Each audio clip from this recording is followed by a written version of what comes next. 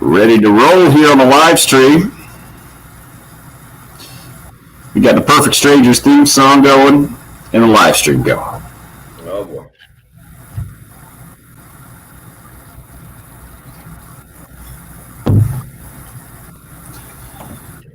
Hello, Perfect Strangers.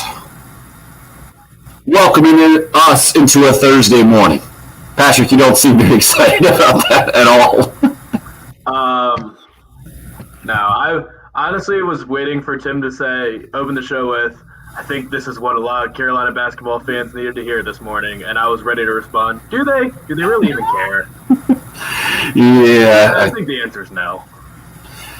93-73 will do that last night. Tennessee taking care of the Gamecocks, and, man, it was up and down for the first, 10 minutes or so especially, and then Carolina just seemed to run out of steam a little bit, especially without a couple of starters in the lineup, with Jermaine Couisnard out with an ankle injury, Justin Minaya out with a head injury. We will get into more details. We'll get Bill Gunter's gas baggy hot take on this sucker. Just first wanted to tell you, our live video stream sponsored by Buford Lending, up and rolling on YouTube, Facebook Live. Got the Twitter up and rolling as well, or Periscope. I think they're the same these days. I'm not exactly sure. At 107.5 The Game, the station handle where you can find us specifically there. Bill, what did you think about last night's game in Rocky Top? Yeah, what is it? The first 10 minutes you mentioned up and down. South Carolina's in there, and they're very competitive. Take the lead on a TJ Moss three-pointer with 9:41 to go, and I'm thinking, am I really all that surprised? Is this really shocking me? And then Tennessee started to take over. Actually, I think it was. I'm looking back to just see 7:02 to go in the first half. You guys want to tell me, because I thought you might have. I was looking to see exactly when what I thought was the turning point in the game. I thought it was a little bit earlier, but 7:02. It's a 1-point game. Tennessee leads 28-27. Do you know what happened at that moment that pretty much seemed to change the game for the rest of the No, I don't, because when I went to work, A.J. Lawson had just thrown down a dunk to give South Carolina the lead at 27-26. And I said, all right, this is great. That is the player involved in said play that changed the game, in my opinion. No, I don't remember it offhand. Bill, what happened? What went down? A.J. Lawson picks up his second foul of the half, goes to the bench. They're already without Couisnard. They're already out without Minaya. And as someone hit us up on Twitter and said, that's where in this situation Frank Martin had to change his strategy. He didn't do it. It's 28-27. And the next thing you know, it's 40-31. A 12-4 run for Tennessee turns a 1-point lead into a 9-point lead, and that really, I don't know if South Carolina, I guess they got it a little bit closer at some point, but Tennessee would stretch that thing out, hit the three-pointer right there not the three-pointer, the jumper right there at the buzzer by Springer to take a 50-39 lead. I mean, South Carolina from the last 7 minutes of the half, no Lawson, they get outscored 32-12. Not 30, I'm sorry, 22-12. Bad math. 22-12 without A.J. Lawson. They get down 11 at halftime, or actually now I think what we can do is, I would say it was A.J. Lawson's foul. Maybe we should blame it that Patrick stopped watching the game. One of the two things happened. But normally I'm bad luck. Lawson finishes with 20. Keyshawn Bryant and TJ Moss with 15 each. I would have thought that would have been a really good sign, especially with getting a guy that averages 3 points a game and TJ Moss off the bench. I think he had 10 in the first half as well. But, Bill, what you're talking about in that first 13 minutes or so, Carolina's shooting really good from three. I think they had made 7 out of 10 threes at that point, and that's how they were keeping pace. It looked like they just kind of went in knowing that they needed to make three-pointers, or maybe not knowing. It seemed like they were firing them up pretty judiciously, let's say. Just walking out there and firing, as opposed to thinking too much or whatever, especially A.J. Lawson. I think he shot like 8-9 times in the first 7 minutes or so at least, and they were making those things. When those that stopped happening, when Lawson went out of the game, you're right. It was all downhill for Carolina from there. Not necessarily unexpected because Tennessee so deep and so good, 19th team in the country, and Carolina had been playing not so well, losing 3 straight at home going into this thing. But unfortunate for sure for the Gamecocks, and the basketball season continues to head in the same direction. Unfortunately for the Gamecocks, I guess is what I'm trying to say in that one. And can I have my one? I don't know if he was in the game. Patrick, you might have already left. Can I have my one positive moment of the morning? I completely. Nathan Nelson? No. Where you going? There's another player that maybe I had such low expectations. Low expectations that when he played well, I was just like, whoa, this guy could end up being pretty good. You guess who that was? This is about all I got to say. Oh, Trayvon Minott, huh? I mean, were you not, shocked at first? Where's this guy been? Why has he not played more? I think, Patrick, you had already left to go. I did not see him, yeah. With his bucket. So he posts hard. They give him the ball. I think it was one dribble, little jump hook in the lane, like he'd just done it his entire life in college at that level. That was impressive. I mean, unfortunately, he played 9. That was it. I just started dying laughing because I was talking to my buddy on the phone late last night. The game was out of hand. I was kind of laying there in bed and I was talking to a buddy. And I was like, man, that Minott kid, I think he's got a real chance. I wasn't watching the box score. So I just clicked over to the box score this morning to look at the 3-pointers, and it's like, if you'd asked me, I'd be like, I don't know, 4 points, probably 3-4 rebounds, hustle play. Oh, 2 rebounds, 1 basket, a block, foul. All right, but I mean, that's my positive moment for the morning because I guess I had really low expectations, but I watched him and I was like, oh, but that kid's got a chance, huh? Got a chance.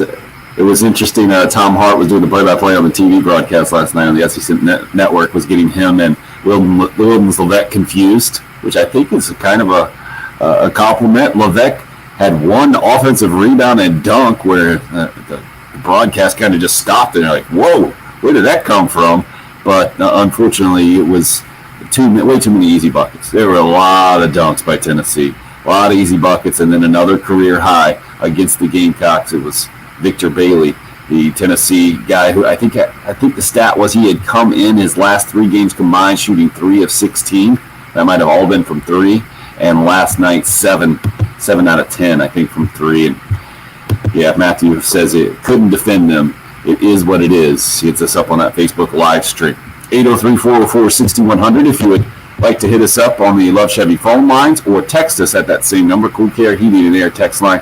Our losing basketball games sounds a lot like our football games, Danny says. I can understand how you're feeling that way. Good news for Gamecock fans. Baseball season starts tomorrow. We'll talk a little bit more about that as we roll on this morning.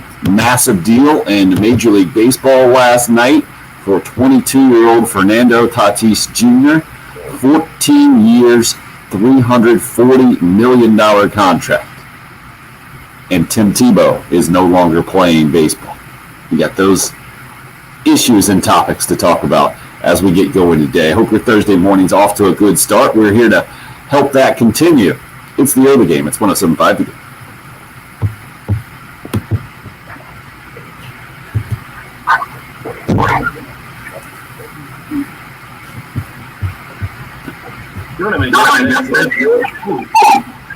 What's that? Wow, I'm echoing so loud. Something's going on. Better? Tim, are you muted? I just muted briefly when you were talking. Not a famous last name, not a retread, just the leader in the business. Who am I talking about, you ask? Love Chevrolet, of course. I-26 in Harbison between Lowe's and Frankie's Fun Park. The month of love rolls on. The day of love way past. The month of love continuing to roll on. you can get over to Love Chevrolet and find out just how lovely it is right now, whether it's new or pre-owned. The folks at Love Chevrolet have got you taken care of. Again, you've heard me talk about it. The big news over there, the pre-owned lot that was at Knox Abbott Drive at Love Automotive has moved over to Love Chevrolet in Harbison. So the state's largest selection of Chevrolets just got larger. A lot of people are low on inventory this time of year. That's not the case at Love Chevrolet.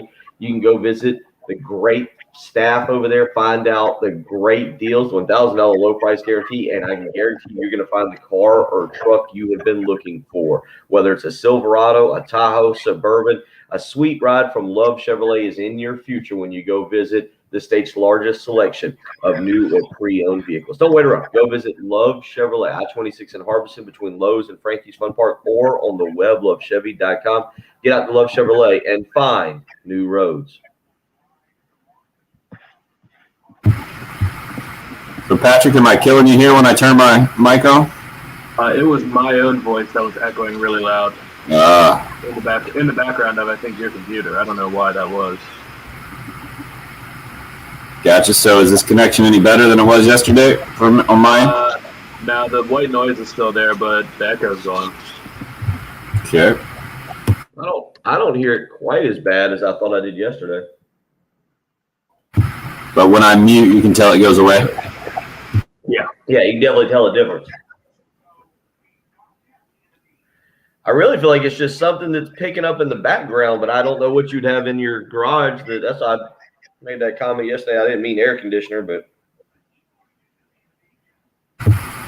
Yeah, there's nothing nothing going on abnormal in the background.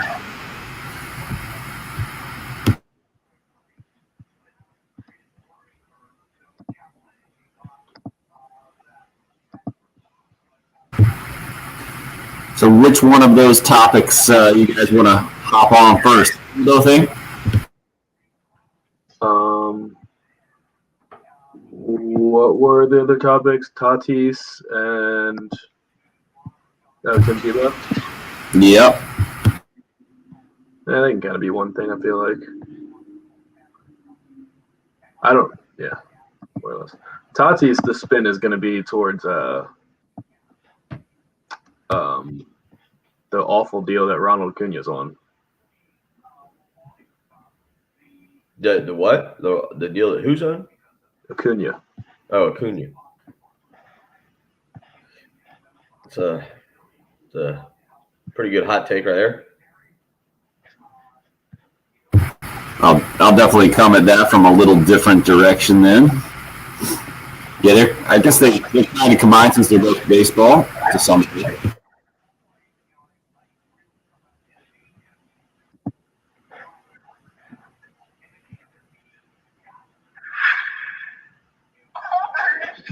Taking on South Carolina.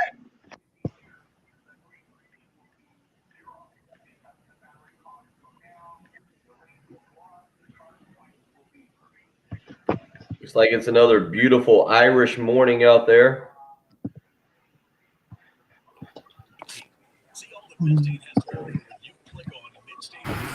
Jen Jensen on the stream, ladies and gentlemen. Why is it an Irish morning, Bill? Because of how much it rains and Oh, on a Scottish morning, I don't know, a Seattle morning. What would you like to use? It's not snowing. I can't use a Chicago morning. no, that's for sure. Jim, can we play some Frank coming in? Looks like Dave cut some last night.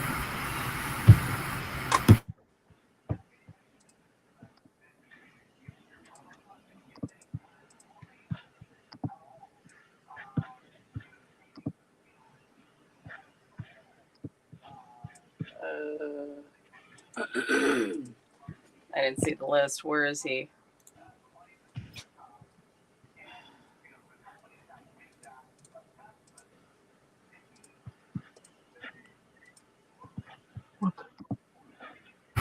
Looks like he said it's on the Box Pro. It's 4 minutes, 3 minutes, 58 seconds altogether.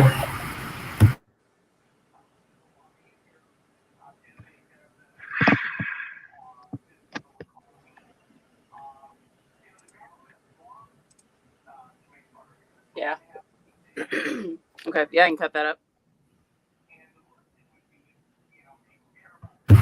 Is it worth playing the first 20 seconds or so? I'll let you know.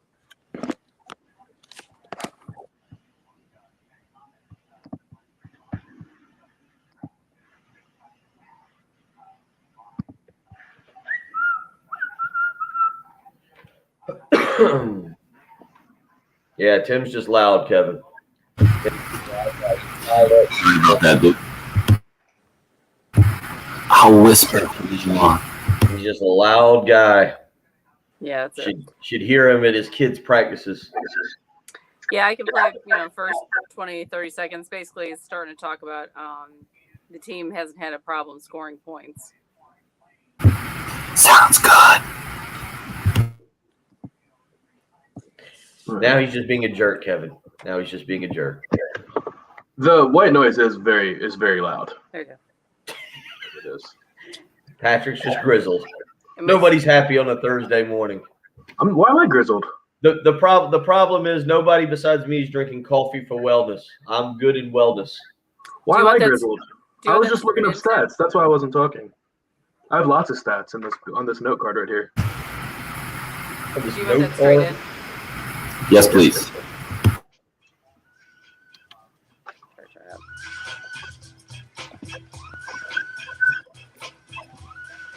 Derek, scoring points has not been a problem with this team all year. Our inability to stand up and defend anybody is the problem with this team. I mean, we got 18 points already. So just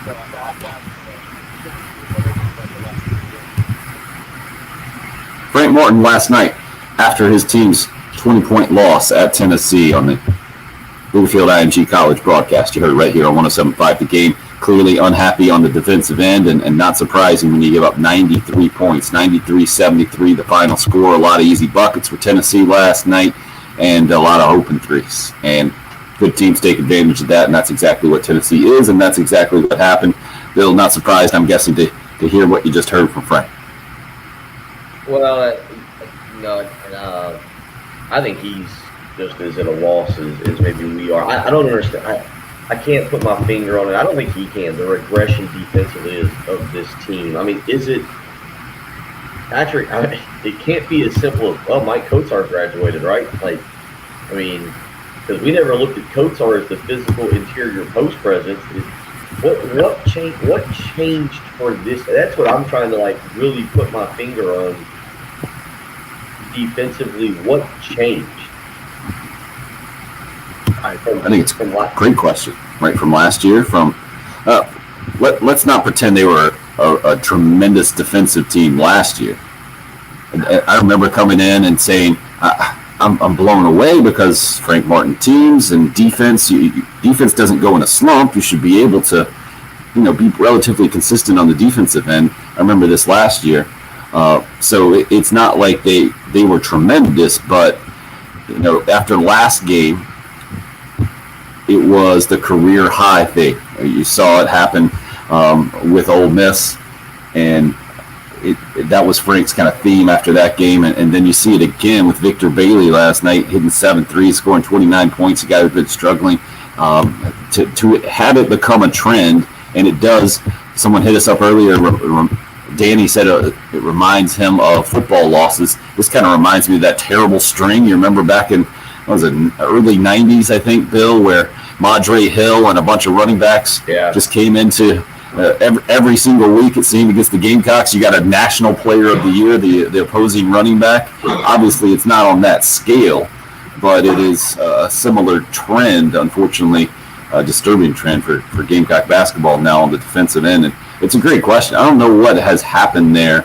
It doesn't seem obvious from the outside, from a personnel loss, that the defensive execution just isn't there. Tennessee shot 54% last night. Opposing teams just have been able to put up so many points. It's the third time this year Carolina's given up at least 50 at half. And for a Frank Martin team, it's just unfathomable. And Tennessee's not even a prolific scoring team. They're 8th in the SEC. They're like a average scoring team. I looked up every team Carolina's played and their points per game and just seen what Carolina gave up relative to their average. They played 11 SEC games, and in 8 of those games, the opponent has outperformed their average. And in 3 games, Auburn and Tennessee both outperformed their average by 30 points. So Carolina gave up 30 more points than the average team. It was Auburn's season high. They gave up a season high against Vandy, and the only team Tennessee scored more on than South Carolina is Tennessee Tech and St. Joseph's. So, I mean, they're just – and 6 guys – I just looked at the top scorer on the other team. 6 of 11 games, the top scorer on the other team had his best game of the year against South Carolina, including out-of-conference games. Those numbers are hard to understand. And basically, it goes back to Matthew's breakdown on Facebook Live. Couldn't defend him. It is what it is. You know, you say that last year obviously was, I don't know, the end of last year is crazy with obviously the way that the virus took over and cancellation.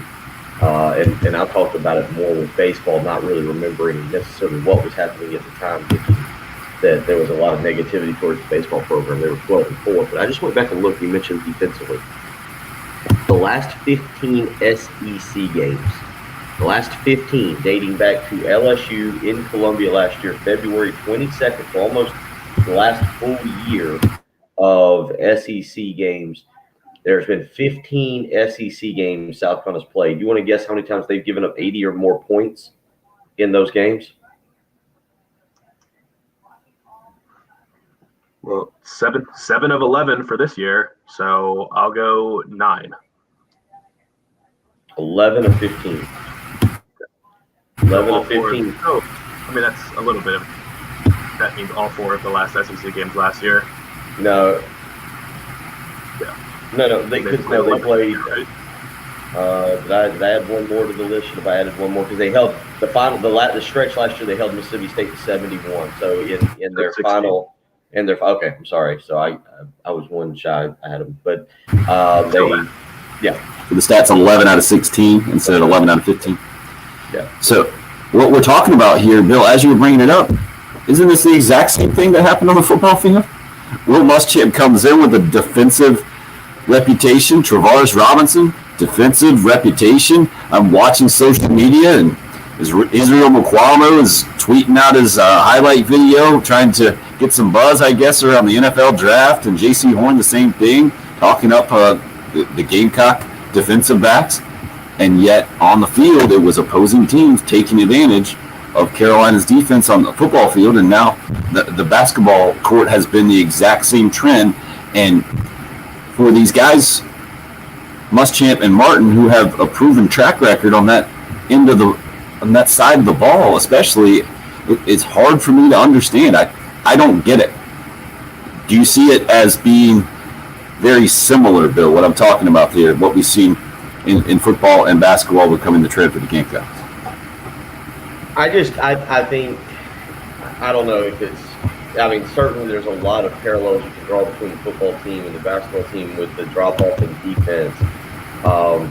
Maybe I could make a few more excuses for the football team, maybe. But the basketball team is just, I'm kind of baffled by this and how everything is kind of unraveled with defensively for this team. And it's still, when I listen to Frank Martin in the clip we played coming into the segment, 2 things really jump out. One, I think he's a little baffled by it. Or maybe he knows the exact problem and realizes there's absolutely nothing he can do.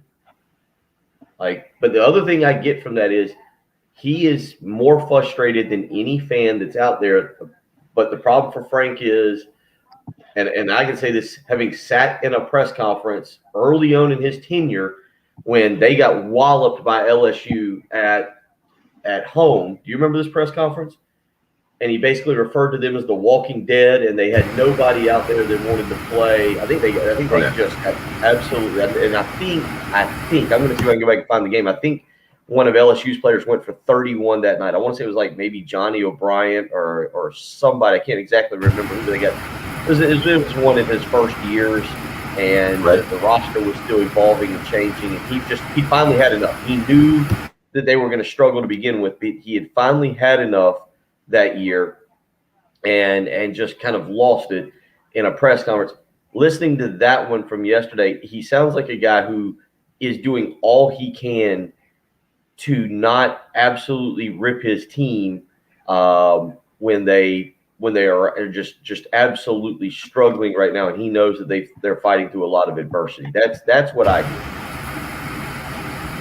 I guess maybe we should have expected it, especially on the defensive end, when you have a couple of starters out, and Minaya and Couisnard, I think they do a lot of the dirty work for this team, and some stuff that doesn't show up in the box score, I think they're dependent on, especially on the defensive effort.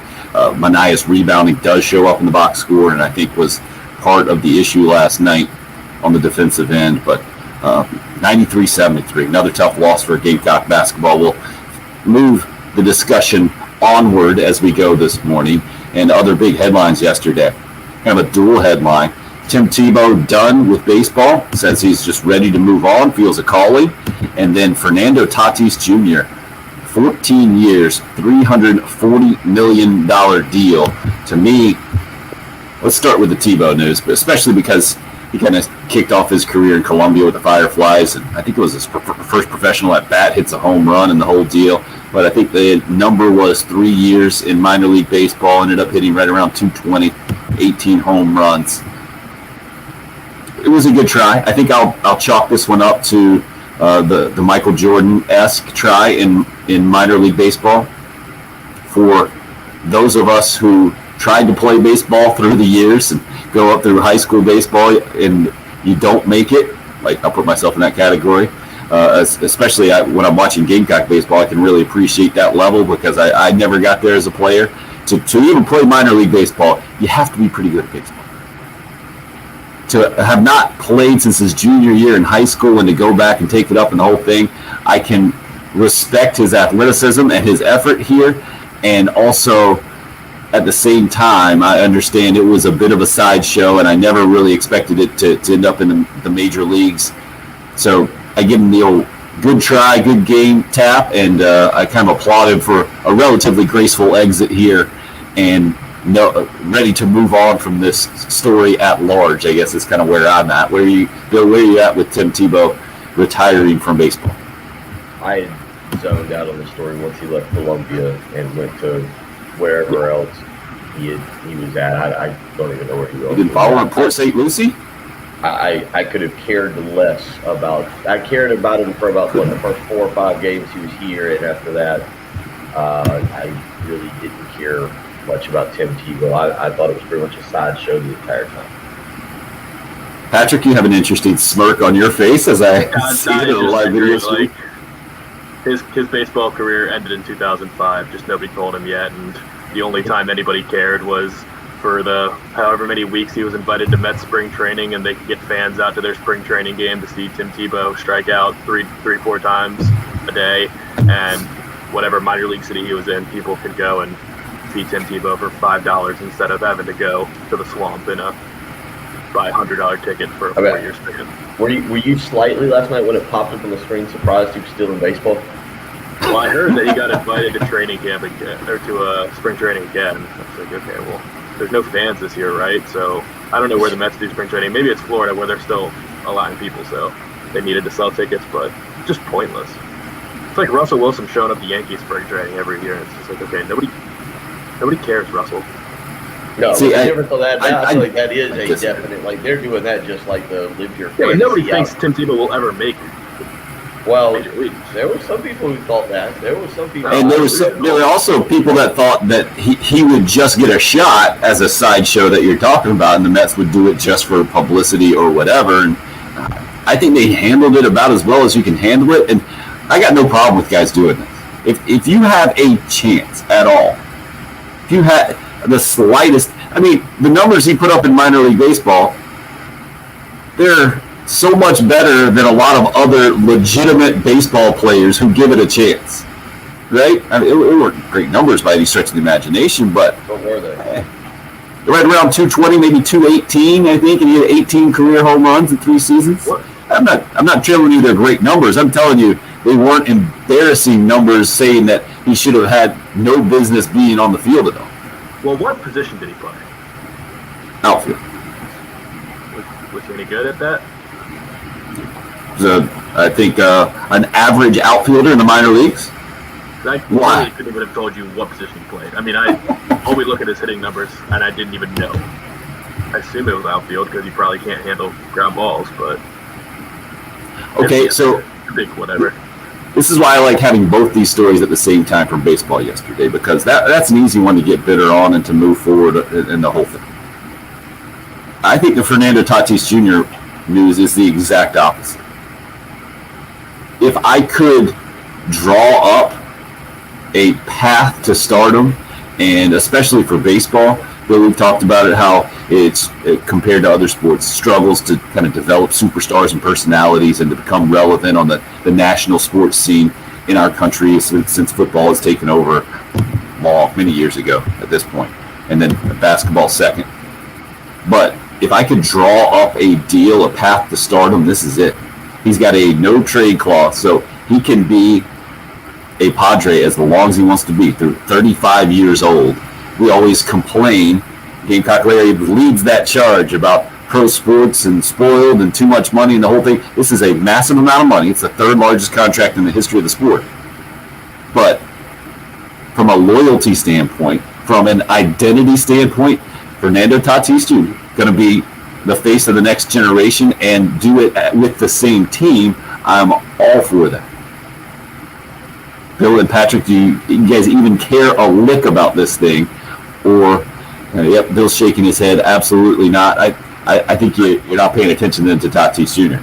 He's fun to watch, and this is a great sign for the sport in general. I think that you can get a deal like this done. Look, no offense to him, but he's in San Diego, which means like late night games. If I'm going to have to watch him, San Diego's got a good team. I'm just saying, like, Very good. Yeah. it's just he's out and saying, like, when am I going to catch him? Is when they, I don't know what they play, the Sunday afternoon or the Saturday afternoon box game during the season. Like, how many games are they going to play during the season? I'm missing. I feel like it's kind of like a Mike Trout thing.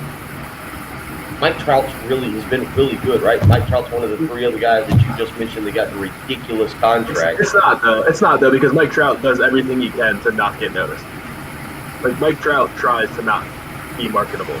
He's just, I guess he just is boring. I know Tatis Jr. is incredible. It's not that I don't know that, but it's like what I know about him right now is he swung 3-0 on a pitch up 7-0 last year or a year or 2 years ago, and cranked a grand slam. And I think the other team lost their mind because he broke an unwritten rule in baseball that you don't swing 3-0 up 7 or 8 runs or whatever it was he did whenever he did it. But I do know he's a really good player. It's just kind of going back, how many Padres games am I going to be able to catch that I sit down and watch and go, oh man, that guy, all right. Like, Tim, I think I'm numb to baseball contracts like that since the Alex Rodriguez contract.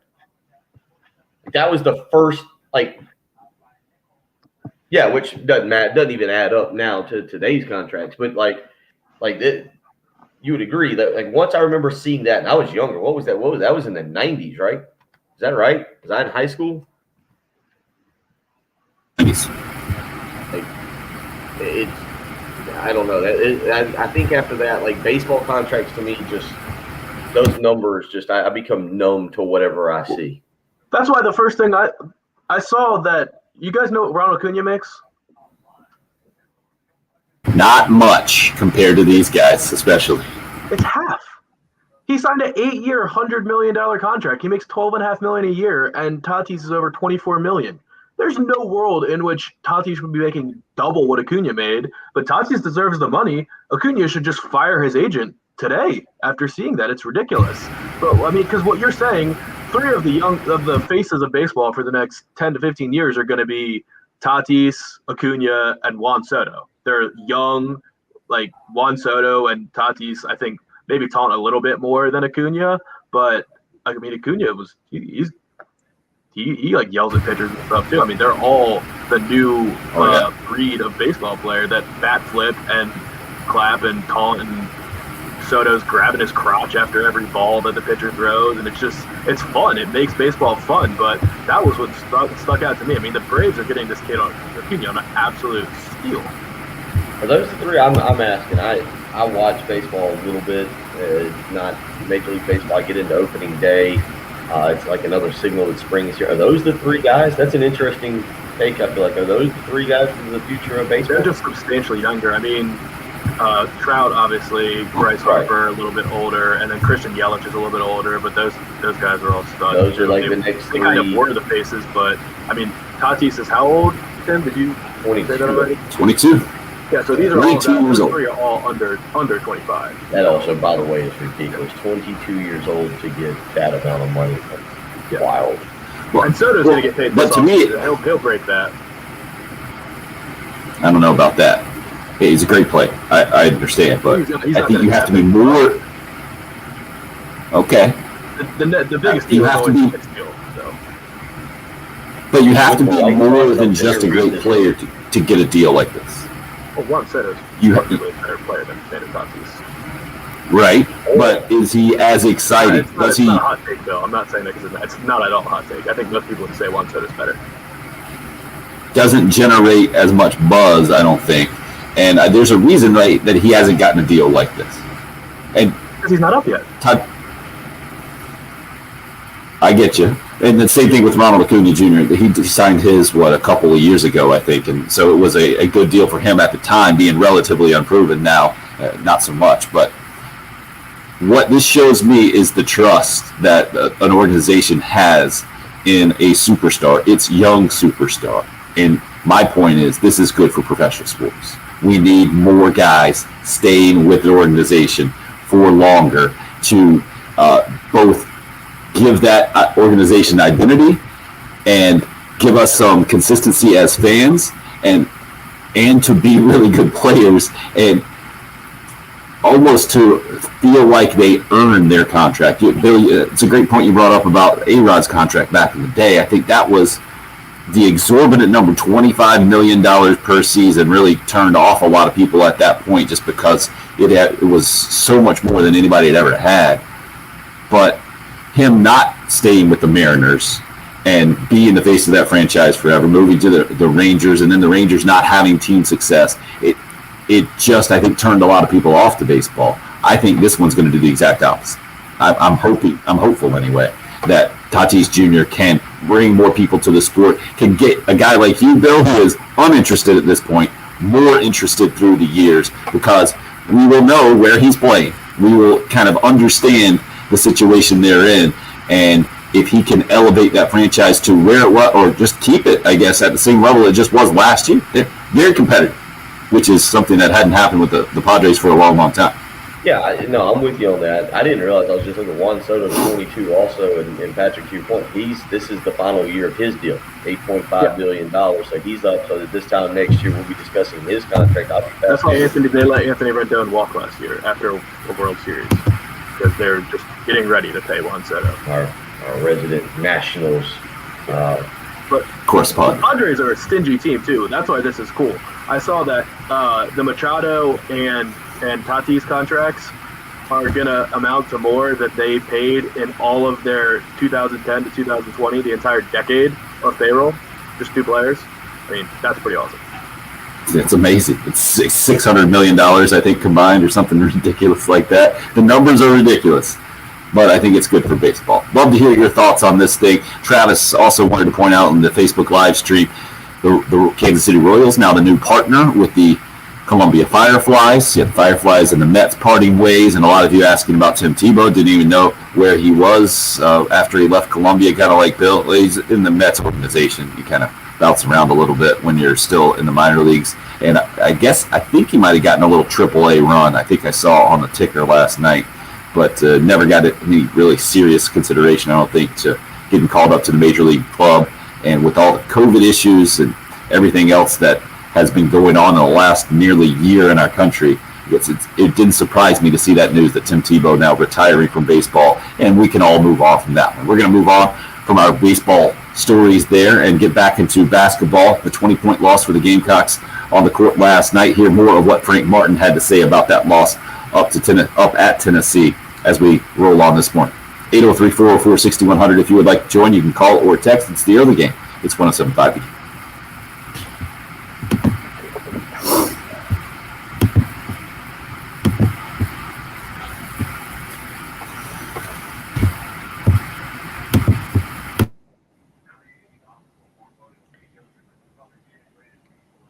say this.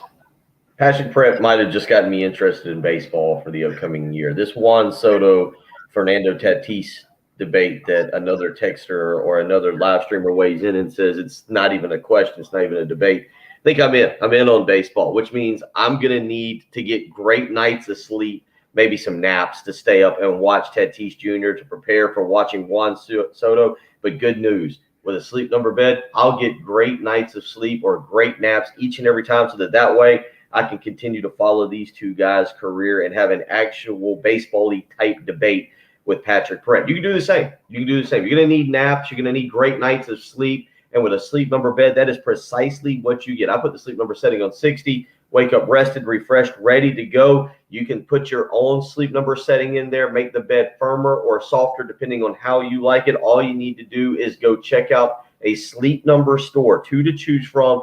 Find the bed that fits you. Again, those 2 stores, one in Irmo at Harbison Boulevard across from Buffalo Wild Wings, the other in Columbia, 2 Notch Road across from Sand Hills Mall. Now is the time to do it. Proven quality sleep is life-changing sleep. And right now you can save 50% on the Sleep Number 360 limited edition smart bed plus special financing on all smart beds, subject to credit approval, minimum monthly payments required. See sleepnumber.com for details. Again, limited time, and you need to go to one of the stores. One in Irmo, Harbison Boulevard. The other one, again, in Columbia, 2 Notch Road. You can also visit them on the web, sleepnumber.com. You need to make the switch to Sleep Number today to find out what a great night's sleep is truly like.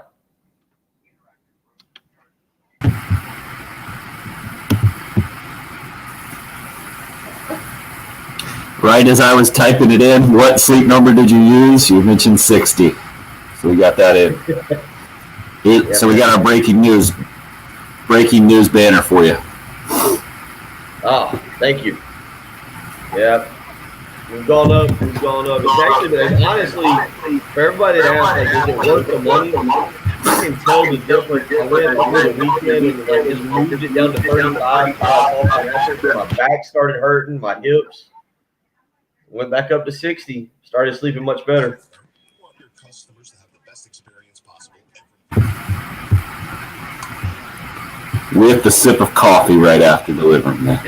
Anthony, are you saying that Tatis Jr. is better than Soto, or are you just saying he got that the cover athlete for MLB The Show and just got a $340 million contract? I think he's saying that's pretty awesome for him. All right, That's so for a 22-year-old.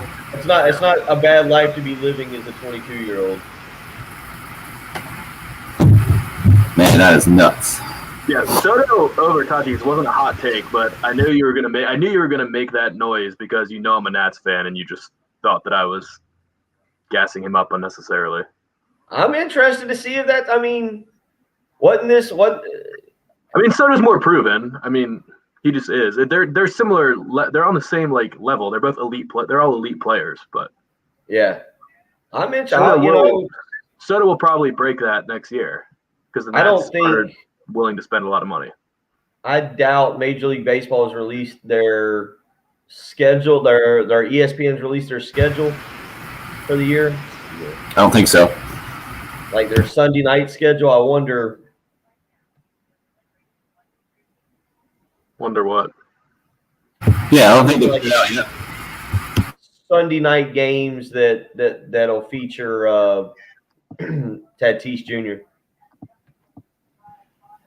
I mean, I'm sure that they will play the Dodgers in prime time a lot. Those will probably be. I don't know who else is really great. They're going back to the. I haven't followed it with everything going on. I haven't followed Major League Baseball news. They're going back to the actual divisions and everything, right? Not the kind of. Yeah. Did you see? By the way, did y'all see? Not that we need to get into it. Did you see that they moved the great Nebraska-Illinois game from Dublin, Ohio, back to Illinois? Saw that. I was going to text you last night or put a tweet about it last night. That's a shame. Those two fan bases in Dublin, Ohio, Dublin, Ireland would have been a lot of fun. Dublin, Ohio would be cool too. That would have been fun too. Yeah, put them there. There is a Dublin, Ohio, isn't there? Yeah. I think there's a golf tournament in Dublin, Ohio. I think that's where Jeff Coach's brother Brandon played. That's the Memorial, I think. I I was going to tweet. There were tons of bar fights last night. The massive disappointment of no college football coming to Dublin.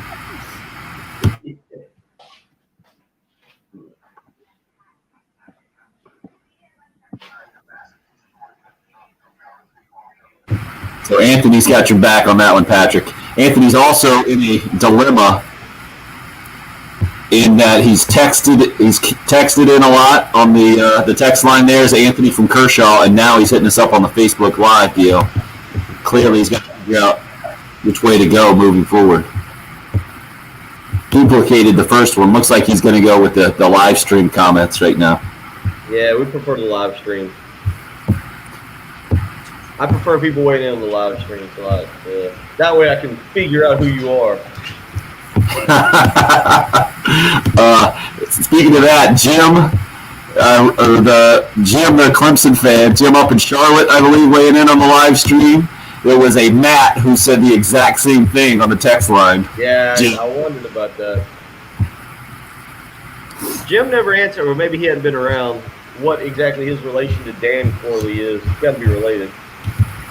Uncle, great uncle. Heading back in. Okay, Jen, I'm going to do a liner here. Then would like to do that second Frank about defense. Cool. Okay. Thank you.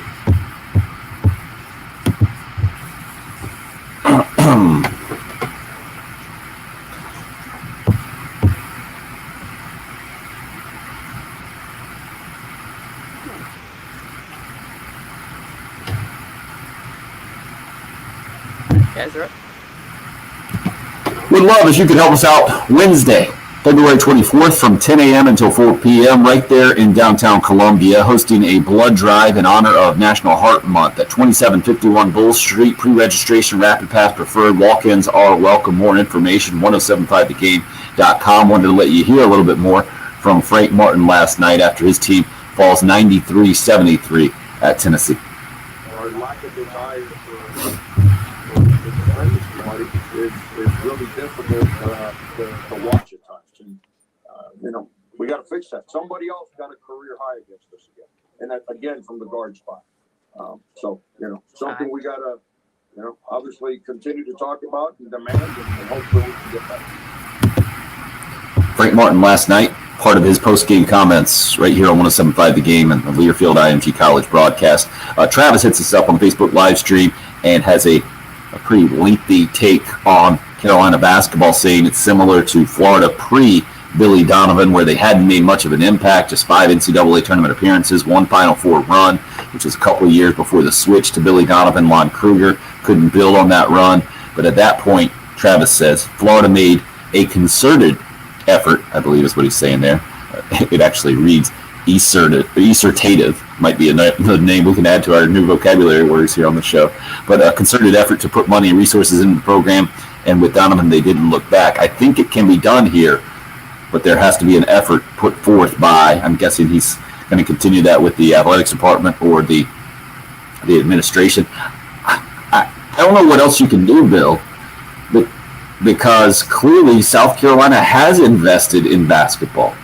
The facilities, there's no issue with facilities. The Colonial Life Arena as a basketball venue certainly isn't tremendous, but it offers anything you can offer. I mean, you got tons of seats there. The locker rooms are fantastic. It is a high-quality facility, obviously hosted NCAA tournament games.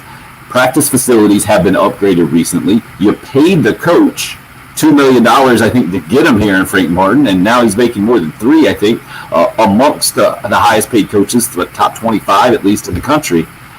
I don't think it's an investment thing. Do you?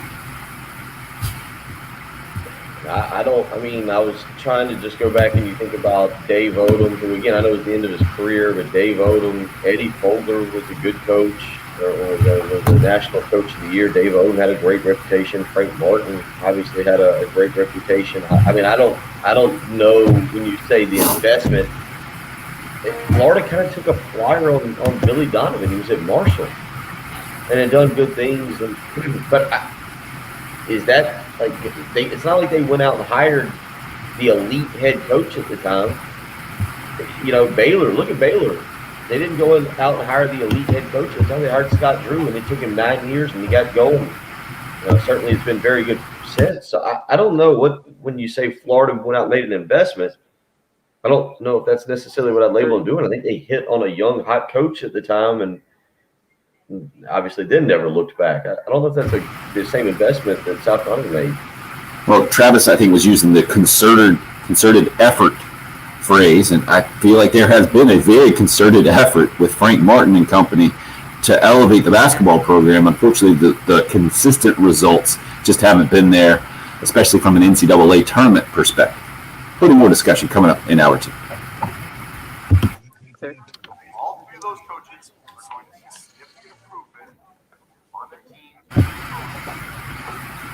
team. Live basketball dropping after that hot take. Right off the Coke machine. Watch out. Oh, how about that? Is that a good sign or a bad sign? I'm not sure. Definitely a good sign. Telling us you should be the coach of the University of South Carolina. There you go. The ball has fallen in your Look lap. And Jen, your mic's way down. We can't hear you. Maybe because mine's way up. Oh, that's no loss. I just said the ball's bouncing your way. Ball bouncing his way. Patrick's just gone straight mute. What about? Sorry, I was listening. I put it on mute because I was playing? trying to listen to the YouTube to see if the white noise or echo was as bad on the stream as it appears on my laptop. And what's the analysis, Doctor? About the same. I think it wasn't as bad when I listened on the Periscope. So thanks for hanging in there on the live stream here. I want to know when Steven says no one in the National League has a shot except the Dodgers. Are you a really negative Braves fan? Are you a Dodgers fan? Are you a fan of a team? Because, I mean, the Dodgers are stacked, but they also have been stacked for the last 5 years. We're down 3-1 in the NLCS there to the Braves. Yeah. I mean, if you're just talking about starting pitching, like, yeah, Kershaw and Bauer is ridiculous, but so is like Jacob deGrom and Syndergaard. So is Scherzer, Strasburg, Corbin. I mean, there's a lot of good rotations. The Dodgers are definitely the best team, but they're not untouchable. And I think the numbers say the exact opposite about a salary cap, right? Isn't it baseball, how many different World Series champs we've gotten in the last, 15, 20 years or something? I think it's absurd. Well, yeah. Certain teams just will never have a chance because they're so cheap. Like who? I used to put the Royals in that category. They won a World Series. I mean, the Pittsburgh Pirates, horrible. They're the National League version of the Royals. I feel like it'll just be a matter of within the next, they'll somehow make a run. Maybe. The Royals were the first to really embrace like small ball and analytics though, right? I mean, Moneyball. Like what? The A's literally wrote the book on that. Yeah, but the A's are the cheapest team in the MLB, aren't they? Like the Royals spent more money than the A's, I'm assuming. Or they got lucky because a lot of those guys got paid now. Like Hosmer's making a boatload in San Diego right now. So Anthony is a Pirates fan, so he knows. Yeah, they're so cheap. Every good player that goes to Pirates, they just don't retain anybody. I have a lot of friends that are Pirates fans, and nobody in Pittsburgh can care less about the Pirates anymore. No one could care less. Get out of here. No one. Yeah, did that make sense? I don't think so. I think you have to say, They couldn't. yeah, I guess None of them could care less. Yeah, none of them could care less about the Pirates. Yeah, because I'm from Western Maryland, and there's so many Pittsburgh fans. I have more friends that are Steelers fans than Redskins fans, and because the Steelers are so good and the Penguins are so good, and the Pirates are so bad and so cheap, they just don't care about the Pirates whatsoever. I was watching Blackhawks Red Wings last night. got into that, waiting for the 9 p.m. tip-off. Yeah. Was also watching Kentucky and Vanderbilt. Kentucky getting the old six men on the court technical. Oh, I missed the tech. I just saw that it was dragging on forever at the end before the Carolina game. Yeah, it was. I watched the Untouchables and the Maryland game before South Carolina started. Who was Maryland playing? Nebraska. Maryland won 3 games in the last 5 days.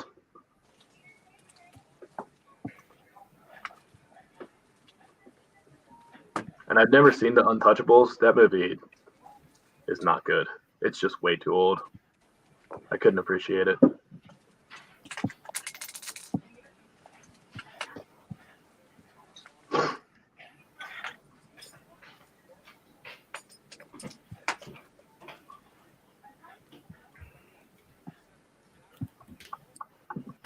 Interesting text from Todd. I'll start the second hour with. Glad to see we gotten the Alabama fan to get off his Alabama obnoxious takes. So hit us up on the text line. You might want to check that out. Yeah, I saw that.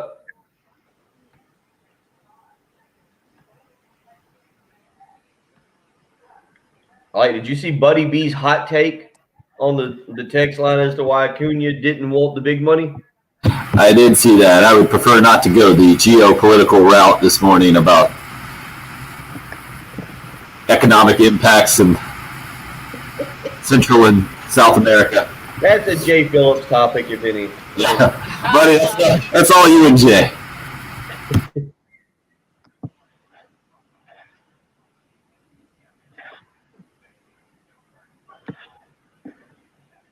I mean, that is like the triple threat of a Jay Phillips silver platter.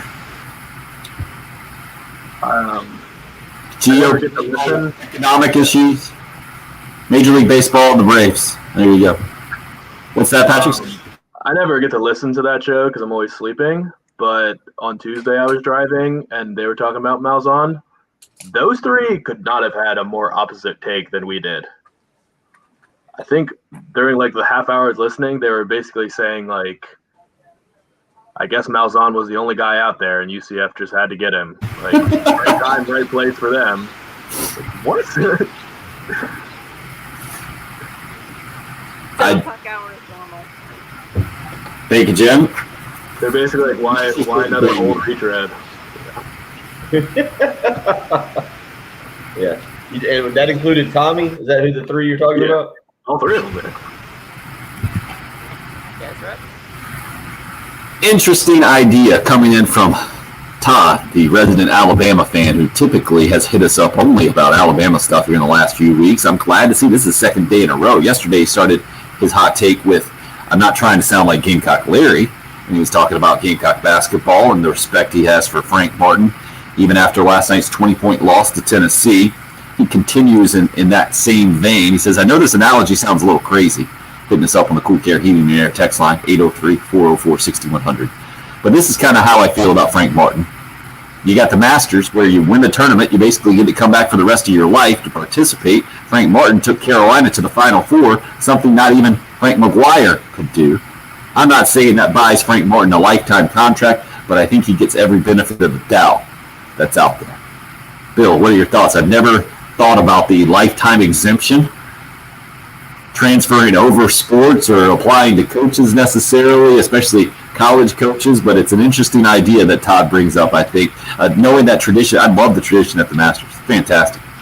You can count on certain guys always being there in the first major of the year, no matter where they are in their careers, and I think it's one of the things that makes the Masters so special. Do you think it applies at all to this situation where Frank Martin finds himself at the end of the season? You look tortured, Bill. You look I'm going to tortured. give my take, and then people are going to go, what a homer! He's got a garnet glasses on. Oh, my goodness. He's defending Frank Martin. I think the thing with the Final Four run is it is the greatest accomplishment. It's the greatest accomplishment in South Carolina basketball history. But the follow-up years to that are average, our own course, own par for what South Carolina basketball is. Like it's one thing if we were talking about 4 years of that. Now this year's bad. I can't defend this year. There's nothing. They're 5-10 or whatever. They're not good. But you guys would agree that like the follow-up years to the Final Four run are basically typical South Carolina basketball. And if you want to be the, and I'm not arguing with you if you want to be the person that says, well, he didn't capitalize on the Final Four run. Well, that's true, but also a lot of teams that make these type of one and done runs, typically it's not a life change. It's not like winning the lottery. Your life doesn't change overnight. Your program doesn't change overnight. You got to back it up with more success. Should have there been probably another NCAA tournament bid? Yeah, I'm not trying to argue about that. All I'm saying is the 26-11 year has been followed up with 3 straight above 500 or above seasons. 17-16. I'm using numbers to my advantage for this argument, but 17-16, 16-16, and 18-13. So it's not like the regression has been so great that you're like, man, that was, it's time to make a move. This year, obviously, you see a completely different result, and it changes that narrative a little bit. But you guys would agree, like, the Final Four run, the follow-up years to that, while we shouldn't celebrate them, while it's not something to go running around bragging about, it's also not necessarily a fireable offense. Do you guys agree to that? Like when we say lifetime contract, like I feel like you haven't seen Will Muschamp follow up a 9-4 that we all thought was really good with a 7-6, a 4-8, and it was on the way to a 2-8. That's falling off of the cliff. That is a drastic decline in production. Whether you want to blame COVID, whether you want to blame whether you want to blame whatever, this year is bad. There's no defending what is happening with South Carolina basketball this year. But at least to me, it is the outlier over the last 3 years in the run post Final Four. So when we say like lifetime contract, it's just that has it been so bad post Final Four that you say, all right, a move has to be made?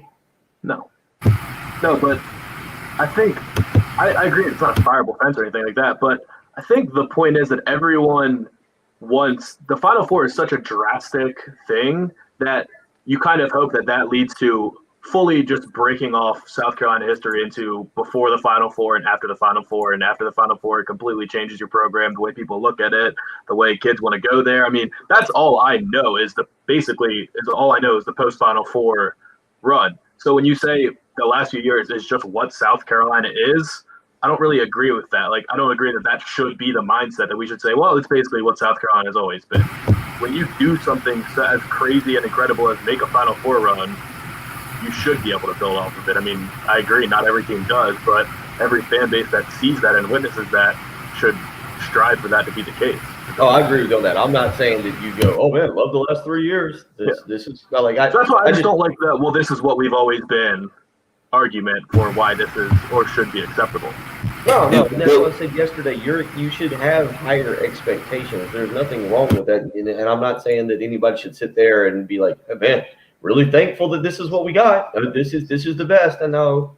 I get it. You've seen very small pockets of success with South Carolina basketball, but I also don't think you just like lose your mind right now. The other part about this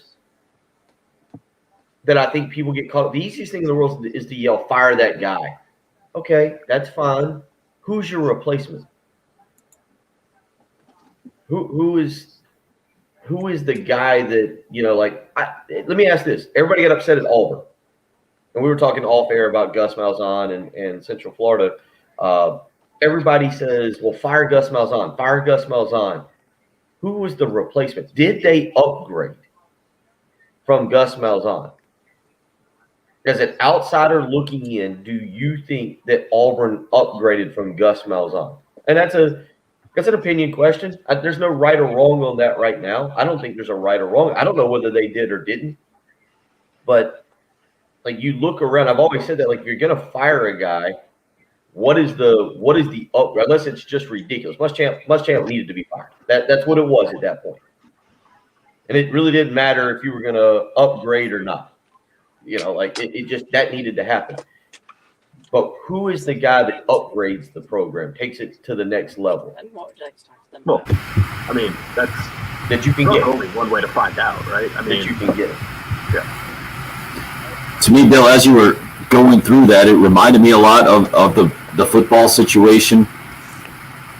I tried to point out during the Muschamp struggles, right, where the Gamecock football program was and exactly what would happen if there were to be a change. Now that there has been change, I don't think any of us can know, certainly, but we do understand the challenge that Shane Beamer and company had. We haven't even talked about the football news that came out yesterday and that last scholarship taken up by a graduate transfer defensive back from Assumption College, Division II level.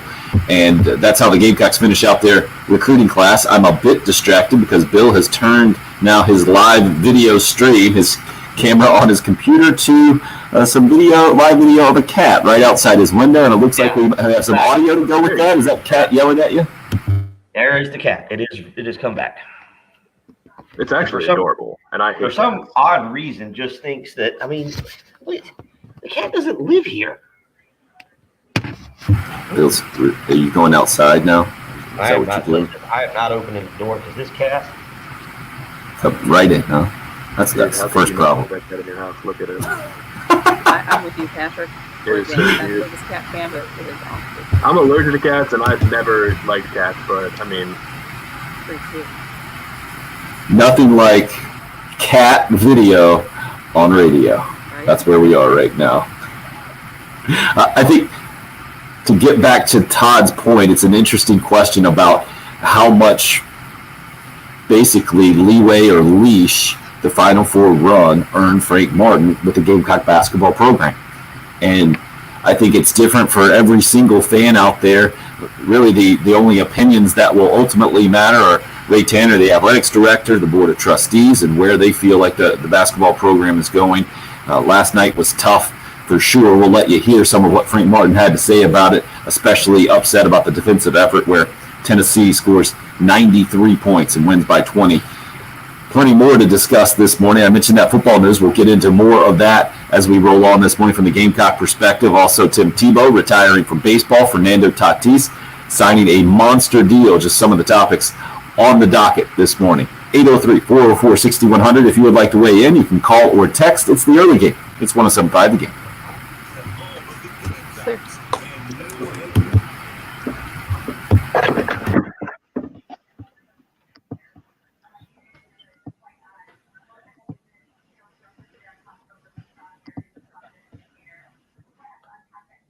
Cat is just at my door meowing like I'm the criminal that won't let it in.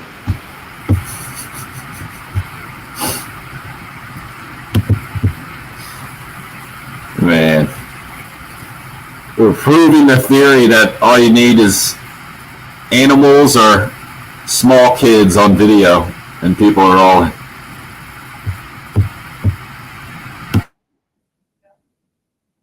Yeah, this cat it's not it's a neighbor's cat. It does this. It goes to people's houses and just meows at their it apparently thinks, where did it go? I think it finally got the point. No, I think it finally got the point.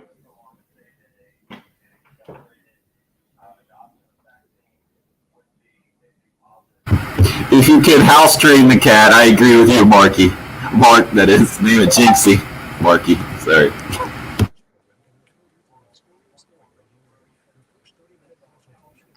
I didn't know if I could say it on the air, but it looks like Puss in Boots from Shrek. Needs the high hip waiter boots on him, though. Yeah, but he's orange and he was given the cat eyes to Bill.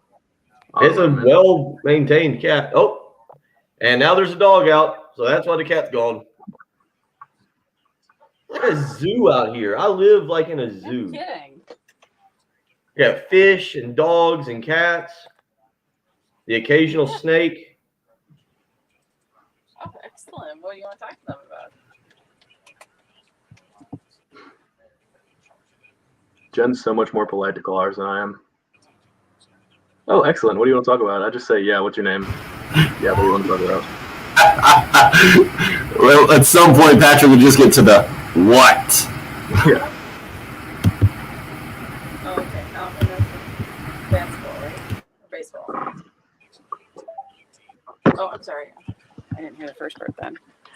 We got Kevin lined up, and Jim gave me the heads up that he wants to talk about coaching in general at USC. That should be a fun one. It looks like we got someone else. That's a good question. Yeah, hang on. Let me tell them you're on the phone. Something Patrick will never say off the air. That's a good question either. It is a zoo out here. It is absolutely. Jen, we are just, Patrick was commenting how much nicer you are to callers off the air than he is when he's in there in the studio. Am I? I'm just that kind of a gal. Well, the live stream's keeping you honest now. You can't be nice on the phone and then not so nice off the phone. That's why I mute it when I answer phones. I don't want to hear people to hear how I talk to them. Well, I just say 175, and sometimes people try to get them off. Okay, hey, how's it going? Like, good. What's your name? What do you want? I'm busy here. That's why we're no longer known as the friendliest station in town. Yeah. it's all. Be nice. Another three things you'd like to treat. Had a gentleman call yesterday, and he was not in a great mood, and never talked to you guys, but yes, this worked out. He was happy. It's not playing here today, but So, guys, we got 2 calls here. We'll try to do in this segment and be out by 7:25 or so. Right. Jen, am I done for today? yes, sir, you are. And the only thing Okay. that Tim has is 720 res. So, yeah. All right. We need to at some point. We got to cut a new sleep number for next week. I think. I saw Josh send us the email or whatever. Oh, that whole email thing. I'm supposed to check it. Okay. Yeah, do you want to do that at the top? Like at 7:55?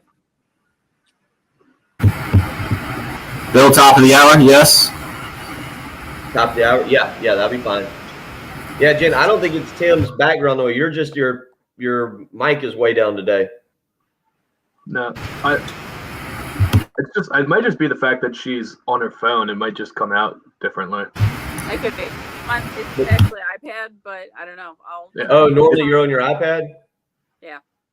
It is easier to hear when Tim is muted. It is. I do agree with that. Yeah. But his name Patrick sounds kind of quiet, so even without. Yeah, I can go without also.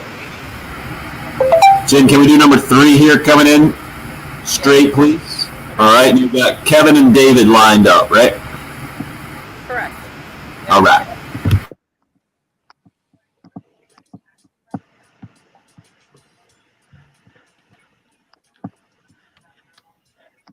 When the scouting report says that when we're in the zone, find Victor Bailey, and we don't find them, that's a problem. And when the scouting report, when you get screened, you got to deal with it. When they post you, you got to deal with it. You can't just sit there and foul, and you can't just melt on screens and get beat off the bounce. And that's and then defensive transition. I mean, it's our inability to for our guards to identify the ball and the other one to protect the basket in the open court. It's 5 up. we got to work at it. It's we obviously are not very good at that right now. We got to work at it.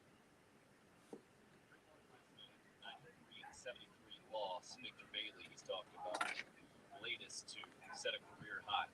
Went for 29 last night, 7 threes, and just been 3 out of 16 in the last 3 games combined. I think averaged about 9 points going into the game. Tough loss for Carolina for sure. It was a game that got off to a high-flying start with Carolina shooting the ball well from 3, 7 out of their first 10, I think. A.J. Lawson and T.J. Moss kind of leading the way with 10 points each in the first half. Lawson finishes with 20, Moss with 15. Keyshawn Bryant also 15 points. Defense just could not stop Tennessee. Shoots 54% for the game. 20 at home and give Gamecocks their fourth straight loss. The idea to start hour number 2 on the Cool Care Heated and Air text line was Todd about Frank Martin being like a Masters winner on the golf course and getting a lifetime exemption to coach at Carolina. Not that it's exactly the same he mentioned, but it's something like that. He deserves the benefit of Now, for that was kind of Todd's point. Interested in hearing your thoughts, and we'll get out to the Love Chevy phone lines right now where they're lined up at 803-404-6100. Kevin will lead us off. Hey, Kevin. Good. How you doing, guys? Doing well, yourself? I appreciate y'all taking time out from the press so we can talk a little Attaboy, Kevin. You're welcome. Depends on your take, buddy. We're going back to that cat if this is a bad take. Okay. I'm about the same age as Don Bailey, and I could question on this in college. I had a girlfriend back in college. I'm not going to call her name because she probably listens to sports radio. Chicken. But I compared her to Don Bailey. They're all the same age, and she was a beast on the court. I followed Dawn Staley her whole career, and she gets the pass, and that's the last I got to say about that. But my question is, I can't remember, and maybe Patrick can do the research. I'm sure that there were very few times where Ray Tanner got kicked out of a game while he was the baseball coach. But my concern is this. After one time, I don't know if he was reprimanded or not, but Steve Spurrier's last Pfizer throw, he said he was going to stop doing that. And then after that, Muschamp was reprimanded one time for blowing up on the sideline. And in my opinion, and he said he was going to stop doing that. And in my opinion, that Muschamp blowing up on the sidelines at Carolina and previously at Texas and Auburn is what we needed for this program. And now we get Frank Martin. I think Frank Martin got reprimanded a couple years ago about blowing up. Or might even got suspended. And then he calmed down after that. And he's been a much calmer Frank Martin. My concern is Ray Tanner is telling these people to calm down when he needs to let them be who they are and coach up their team. Frank and Dawn, I think both should get passed. I don't think Muschamp should have gotten the pass, but I think you should have let him be who he was. And that's my take. Thanks. Hey, Kevin. I was giggling off the air. Just Patrick throwing up his hands. Asked to do research. Yeah. What were you asked to research, though? How many times Ray Tanner got ejected? Oh, is that what it was? I guess. I don't think it happened, by the way. Frank Martin is who he is, right? I don't see him being different. I think that only the difference in any kind of sideline demeanor I've seen from Frank this year, I think, is just based simply on how he's felt and the issues that COVID has brought on him physically that he's talked about, how he felt so poorly a couple of weeks ago, and now he's back, and last night he looked like the same guy to me over there on the sidelines. Bill, what are you shaking your head at? I should take more calls. You take more calls. Why don't y'all take more calls? I can't figure out why. David's up next. Maybe I'll take more calls just for that. Who did you have a crush on in high school? Just kidding. Please don't do that. Lonnie Anderson. Great answer, David.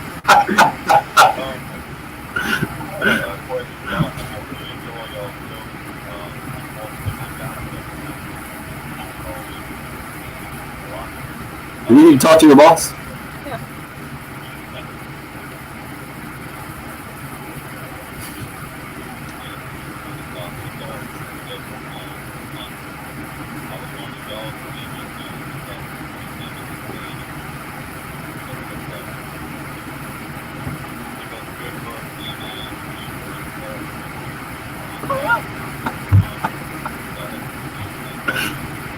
Well done, David. Got another David, I think, on the live stream who wants the the live stream group would be called the Wannabes. He said he was checking in a little earlier. Didn't see this one taken that turn. Eastern Illinois is trying to play 7 games this spring in football, and David's question there was, does that give them an advantage? I would have thought the question would have been the other way. Is that a disadvantage for a team and a tight turnaround? I guess he's saying maybe they will be more in rhythm or something when they come to Williams-Brice Stadium in September. Patrick, you look like you got a gas baggy hot take teed up. No, it was gonna be a very blunt take. If that comes into play at all when they play South Carolina, it's gonna be an ugly season, and we've got bigger fish to fry. And let's just be honest. Yeah. If you go to Eastern Illinois University, you're already at a disadvantage. Where's Eastern Illinois? I think that's an Illinois inside shot there that not many of us in South Carolina understand. Okay, what's the reputation of Eastern Illinois there, Jim, in your home state? She just stuck out her tongue and wagged her head. All right. Charleston, Illinois. Yeah. Really? I had no idea there was a Charleston, Illinois. I went to a volleyball camp there once. I mean, it was fine, but that's not the university. Yeah, it's just not. It's a great university slogan, isn't it? Eastern Illinois. It's fine. There you go. Right there. Craig's impressed with the WKRP in Cincinnati Lonnie Anderson reference. Well done, David. Jimmy, I agree. We definitely need to take more calls. It's all about the fans. See if Bill and Patrick's heads can explode. 803-404-6100 is the number. I just don't want to be told to start looking up stats that probably can't even be. Hey, if they can't call you and get you, if they can't call into the line and tell you what to do, they're just going to get through Jen and then tell you what to do. I'd have loved to hear that phone call for you to answer as a producer. Hey, Patrick, I'm going to need you to look up the stat and put me on. We would have to bleep Patrick. Well, a lot of you weighed in on Gamecock basketball on the Cool Care Heating and Air text line. Plenty more of those thoughts. I would love to hear from more callers. Again, the same number, 404-6100. Kick off the second half of the show next. It's the early game here on 107.5 The Game.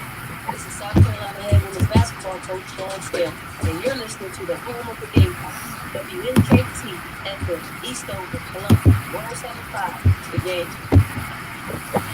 It happened again yesterday. I think it was more spit up around my house or something. I was rubbing my carpet trying to clean it, and it just reminded me of Zero Res. Fortunately, we've had some professional help at our house. We need it right now for sure with a little guy just under 1 year old, an 8-year-old, a 5-year-old, always issues on our floors. Fortunately, Zero Res has come out and just fixed those real quick. And not only have they done a great job cleaning my carpets, an area rug for me in my living room, freshened up the tiles in both the kitchen and bathroom, and done a great job in the process, impressed my wife, which is not necessarily an easy thing to do, but they've done it differently than any other carpet cleaning service will do. They have a patented powered water cleaning process.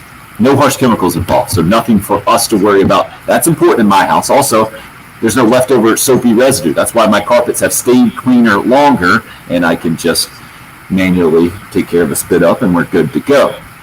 You don't have to just worry about what's happening at your house. If you're in charge of the business, you need to know the commercial cleaning division at Zero Res, working day and night businesses all over the Midlands, making sure they're all clean and sanitized and following the CDC guidelines in the process. And right now you can get a great deal. Mention me, Tim Hill, and you get 3 rooms of carpet clean for $109. Schedule that Zero Res cleaning today. Give them a call at 803-262-4020 or book online at ZeroResColumbia.com. It's Zero Res. Spell it backwards or forwards. It's the right way to clean.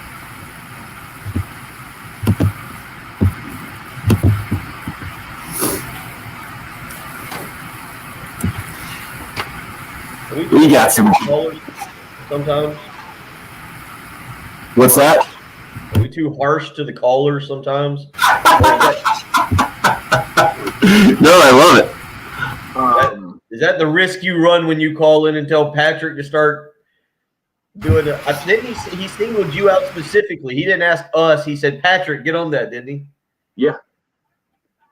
I think you were cracking up at Travis. Where do you get these people on the live stream? The second caller is one that usually when I'm producing, calls a couple times a show to just give me a take and then doesn't want to get on the air. So basically, he only wants to talk to you, and the fact that he had to be on air to talk to you today is why he joined in. So he'll ask me a question. He's like, I want your take on this. Like, I don't care what Tim and Bill think about it. I want to know what you think.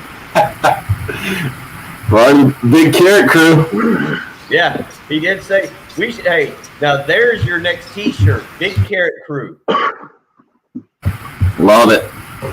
Need to get a logo worked up, Patrick. Get a logo worked up, trademark that sucker. Sell some merch. When is the girlfriend's birthday? I feel like that's the perfect birthday gift for her. Carrot Crew shirt? Yeah.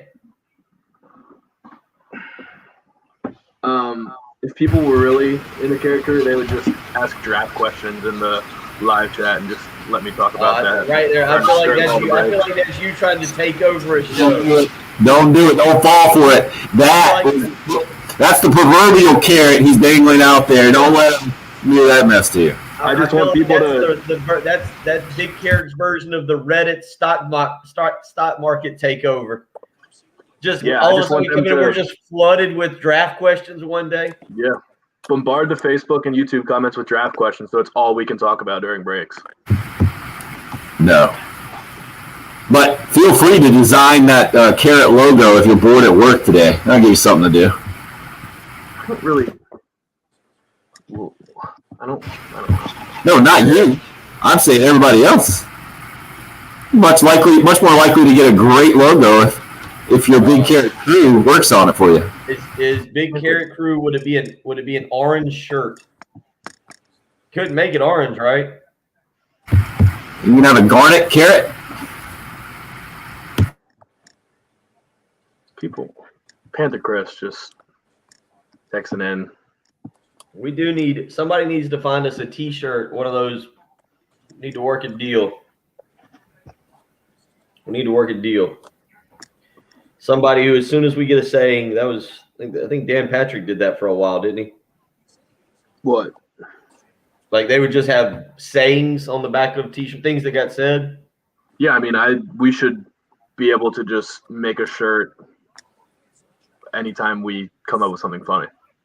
Just have the early game gift shop, coffee mugs. But normally you probably be the worst thing. You could have a coffee mug if you had an early game coffee mug for the live stream. Normally you need to make like a lot of those, right? In order to. Not these days. No, just one at a time. The minimums. Yeah. Well, not one. Maybe you make 30, 25 or 30. Wouldn't that be a realistic goal? So 25 or 30. You think we'd sell 30 shirts that said Carrot Crew? No way. Yeah. More than that, for sure. Get a charity involved. Proceeds benefit a local organization. Yeah, I'm charity. I agree. Some proceeds, and we're charity. No, definitely pitiful, charity. not charity. Well, we got 2 more calls, Jen, Ray, and Hippie. Oh, this is a great segment. Disclaimer. All right, guys are up. We're back.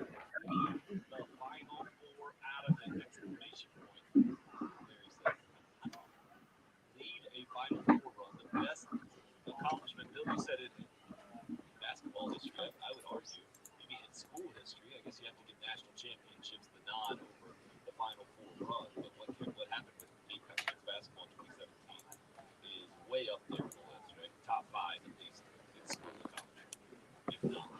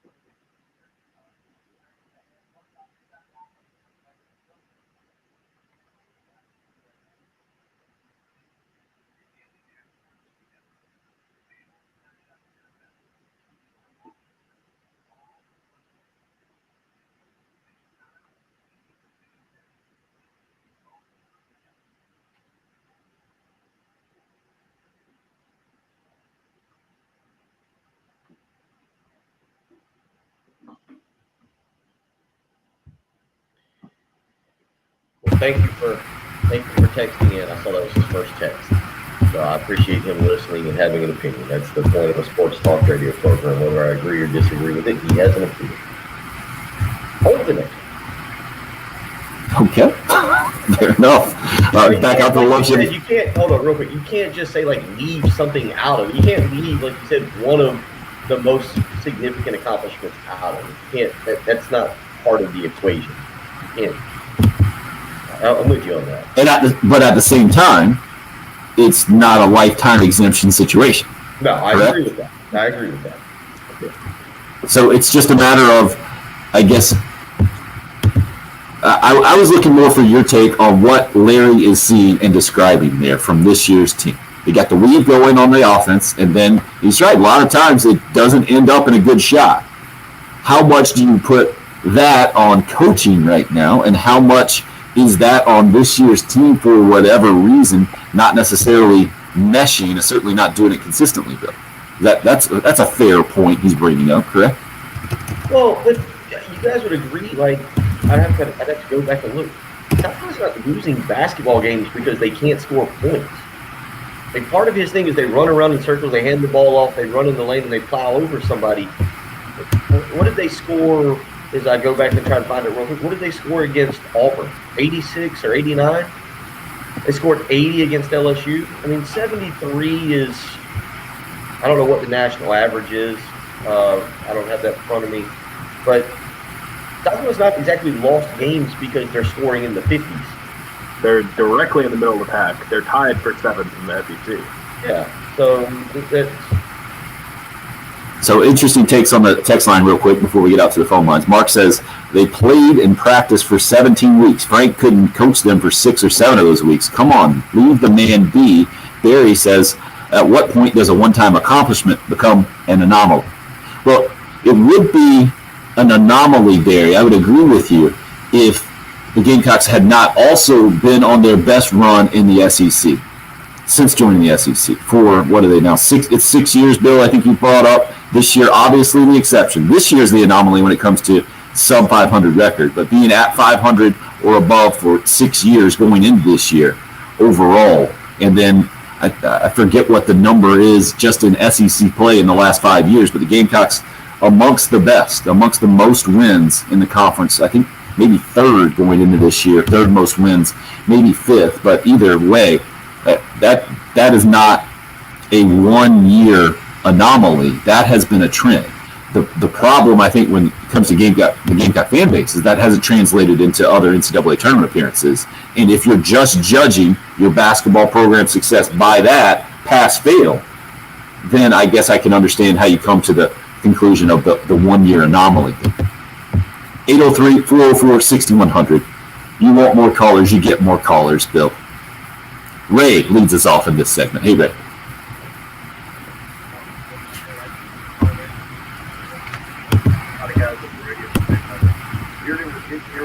I'm not saying I want to I think coaches are a little more time on it. So I'll say it up front. But I heard somebody say, well, he's going to get the coach.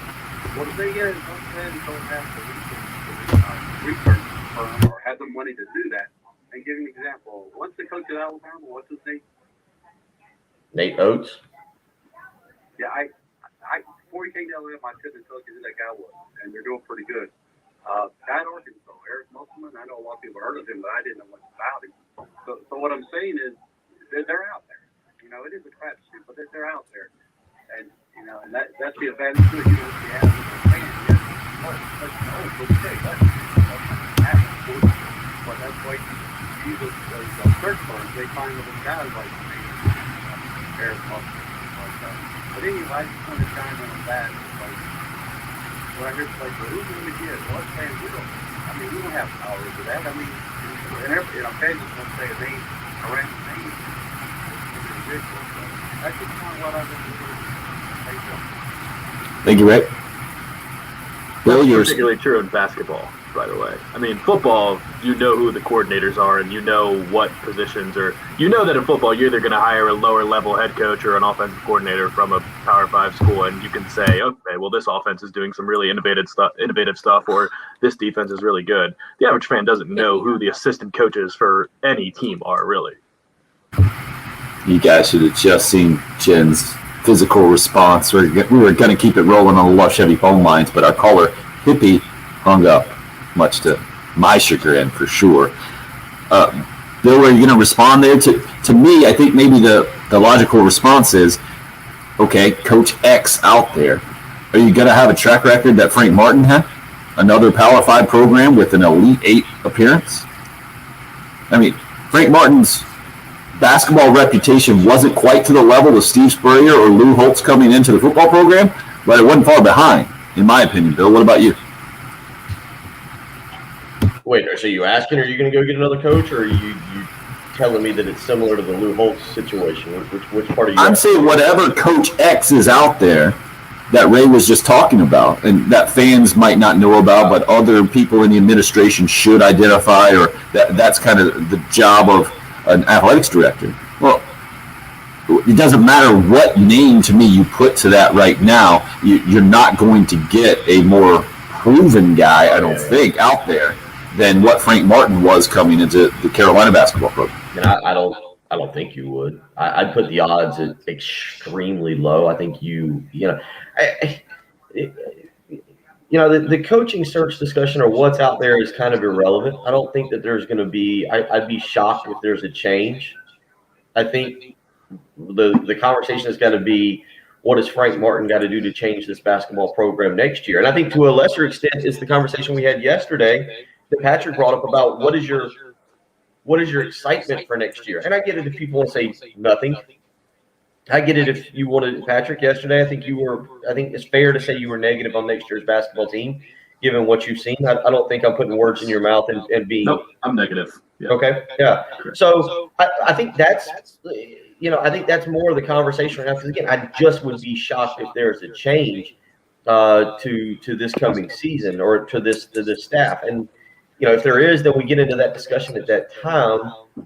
People are probably, if we have to go down that path, people are probably not going to like my opinions of what's out there and who I think is going to be realistic. So that's probably not going to be something people want to hear. But I think the bigger question is, what can you do? Where is this program? Where is this program? Because I totally understand people wanting more. There is nothing wrong with that. There is absolutely nothing wrong with saying we should expect more.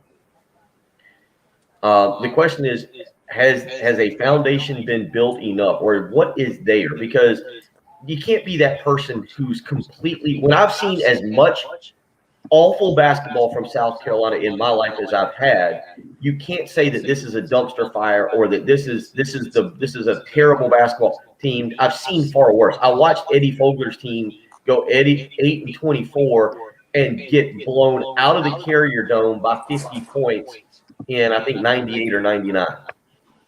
Those were bad basketball. I grew up on Steve Newton basketball. The first few years of I've seen bad basketball. But all I'm trying to say is it's not to the course where everybody's happy. So which is it closer to? Which is it closer to? What are you closer to right now?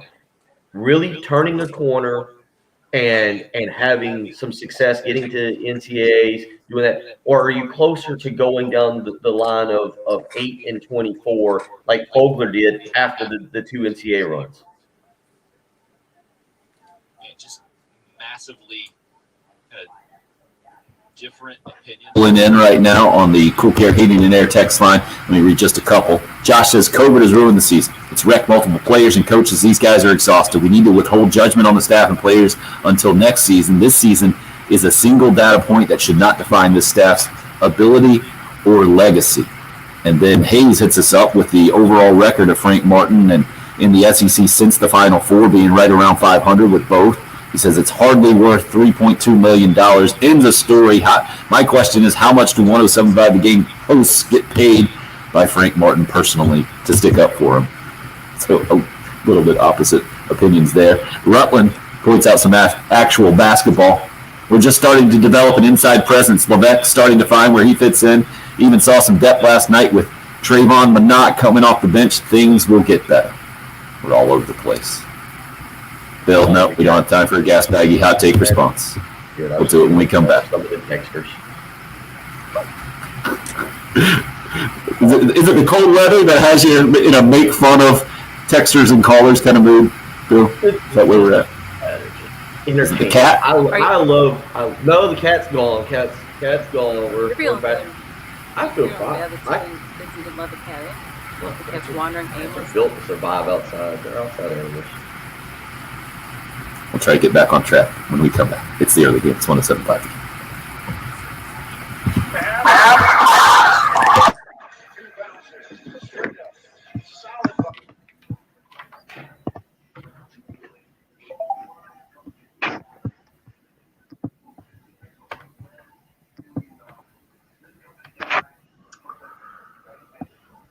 Was the inside presence starting to get developed last night? Because I'm seeing 6 points in 24 minutes for Levesque, 2 points for Monat, and a Chris Silva-esque 4 fouls in 7 minutes for Jalen McCreary. Doesn't really sound like a dominating performance from the post guys. They didn't say dominating. It says developing. Developing. It's not all in the box score. I do like you can't watch Levesque and not see some things that make you happy. Like, yeah, there's also things. Was it Levesque last? No, it was Hannibal. Hannibal cracked me up last night. He drove in the first half. He drove left. I think it was kind of a fast break. He went left, got into the lane, got just on the left block, spun around. Levesque was, I don't know, like 3 feet from him, and he fired a bullet at Levesque. Like, he spun back to the middle, and Levesque was open for the dunk.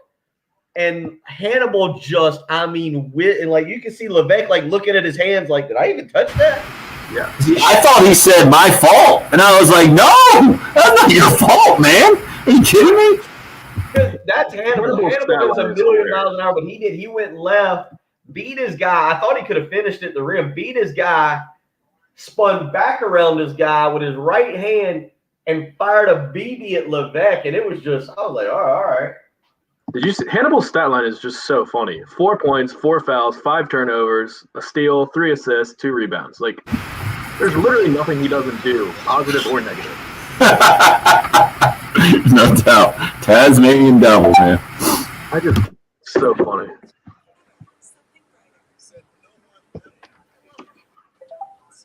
I always like the guy who questions if we get kickbacks. Yeah, we get kickbacks. That's what we get. Frank Martin comes to my house and gives me $50 every time I say something positive. No, he kicks you in the backside is what he does. That's the kickback. No? Just a thought.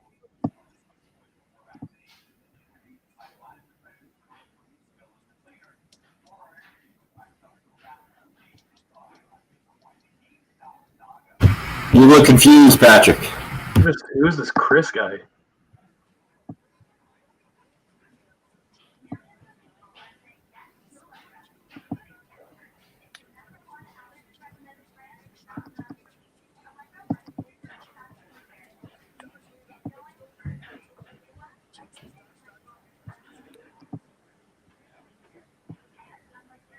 Which Chris and what has you confused? Just Thanks for taking my call. Yeah. Yeah, I didn't get that one either. I think you meant it as an homage. Oh, I thought it was a shot. I don't think so. Never can tell, though, on the text line. Awful sensitive, I'm sure.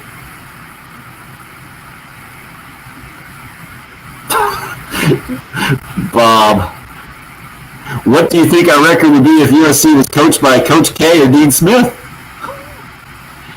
We have to have players. Recruiting is the problem, is what he said. That's an interesting guy. He's been labeled Tiger Bob in the text system here.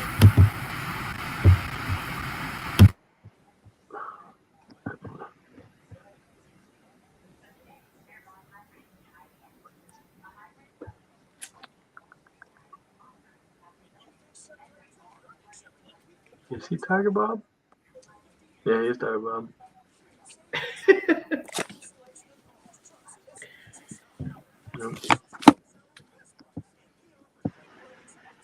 Ah, she's back. Jen, I am enjoying the illustrations you've given us already, or the the pad. You got the cat. You got, what else did you have there? The head clown Bill. What? What are you talking about? I didn't notice the picture at the bottom at first. Nice. Artist, man. I just have to have some visuals, you know. He looks confused. We are back, Bill. He's just not happy. Yeah, Hope hits us up with a good morning, everyone. On the Facebook, she's on the YouTube live stream, it looks like. We're up on Facebook Live. And need to let you know the live video stream brought to you by Buford Lending here. Appreciate them hopping on with us and appreciate all of your takes.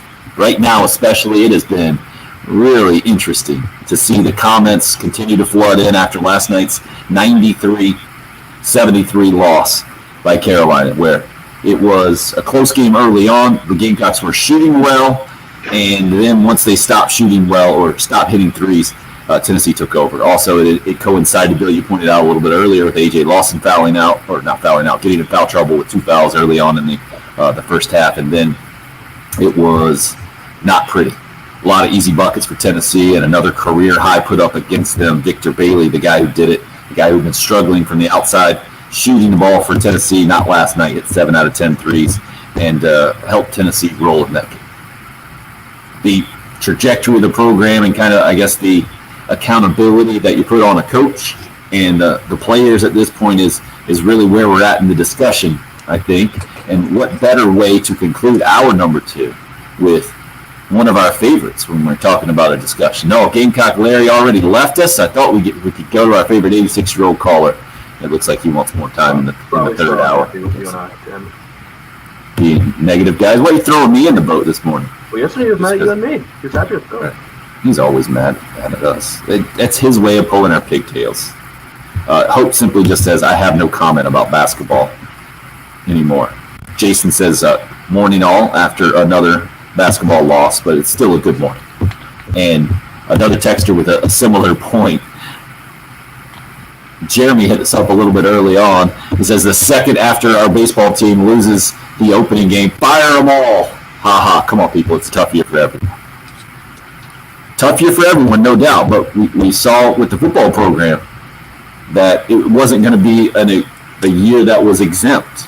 And I think that was the prevailing thought process from almost everybody going in, that because this year was going to be unique, that it wouldn't necessarily be the typical coach's pressure cooker where results have to happen or you don't continue on.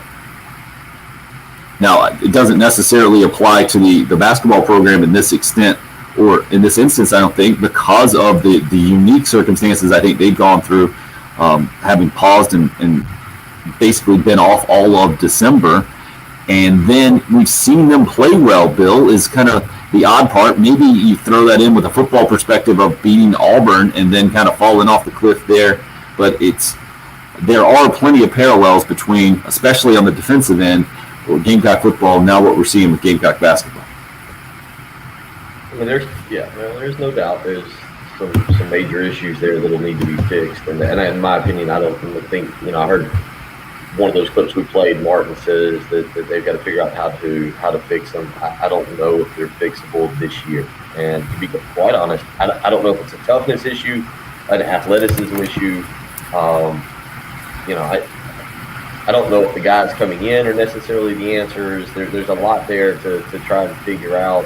I'm just kind of glancing 4 games left right now, providing that they don't do any other midweek makeup games. This Saturday against Missouri at home, at Mississippi State, at Georgia, and on the road at Arkansas. Then you got the SEC tournament. It's hard to envision this team being able to correct and fix any of those issues. Hard to disagree with that basketball analysis from Bill Gunter. Hour number 2 has been an interesting one for sure. Looking forward to hearing more of your thoughts at 803-404-6100. Wow. Tommy. Yes. Go ahead. If you're satisfied with getting that 1 A+ and pretty much all C's on the rest of your report card, then you're satisfied with Frank Martin's coaching career at Carolina. That's exactly how I got through school, Tommy. 2.5. I mean, That is exactly how that is. Cat's back. What did you get an A+ in? PE. How many minors you got, Jim?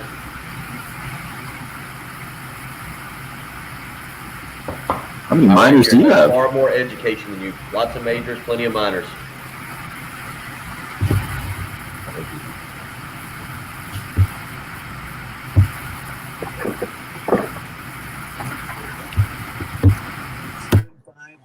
All right, do you want to record the sleep number?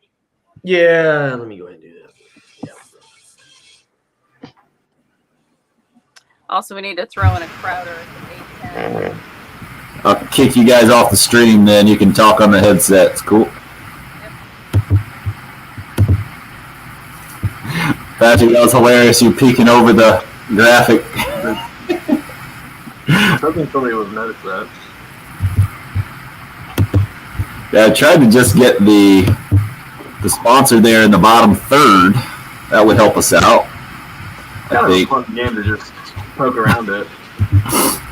Dude, this one fits in just perfect. Yeah. That's the same one, right? But if we had 4, I'd be down there in the bottom corner.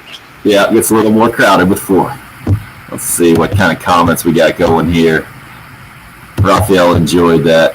You're a minor. See, but anytime we pull up the comment there, that's where we can't get it. Lottie, C's get to Grease.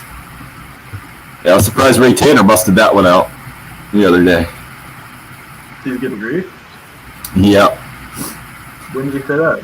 He was talking about, I think, his approach back in the day.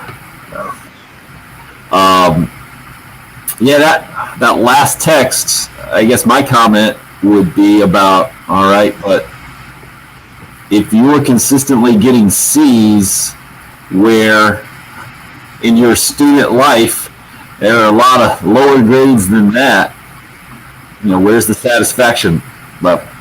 I mean, if you're getting C's in law school and medical school, you're doing pretty well, right? Right. Most people are flunking out.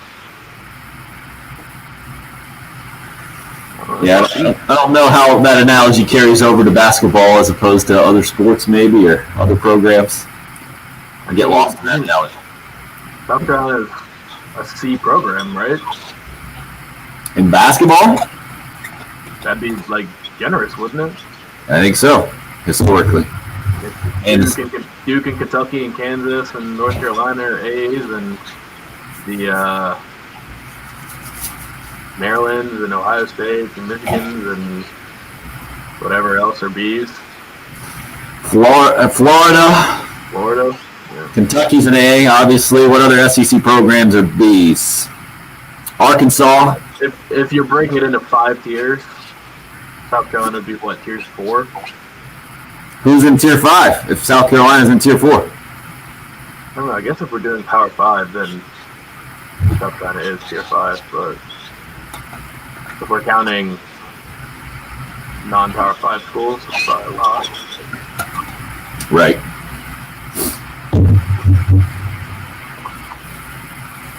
Yeah, that's our point there, Waddy.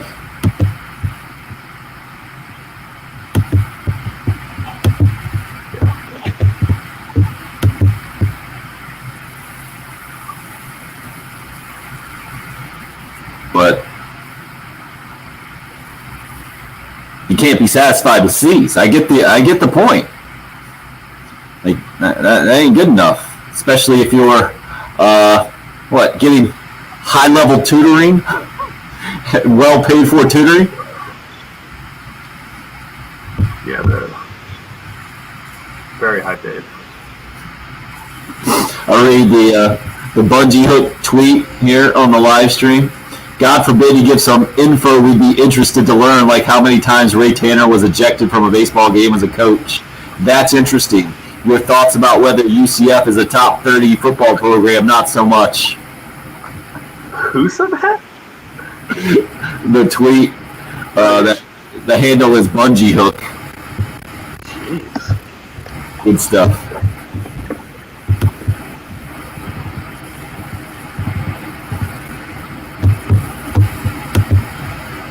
Yeah, that's why I think the live stream is the best of online comments, because typically your profile is yourself, especially the Facebook ones, right? It's not exactly anonymous. It's much less anonymous than the other social media ones. I guess you could just make the burner accounts, but that's a lot of work. Wow, this is. Bill, you done with the work? You good? Nope, not listening, Bill. Not listening. You might still be working. Still Jen- working on one more. Yes, still working. Yeah, struggling through. Bill's gonna be in a bad mood next hour. Good to Should I know. follow this guy and tell him that Pearson Fowler's not on the morning show? No, because I think maybe he's doing that to like alert Pearson that he is taking shots at the morning show. You know, maybe maybe he feels like he's Pearson's ally. Does he? I mean, why would he only tag Pearson? I think he thinks of Pearson. Maybe that's his guy. And just like you have guys in the Big Carrot crew.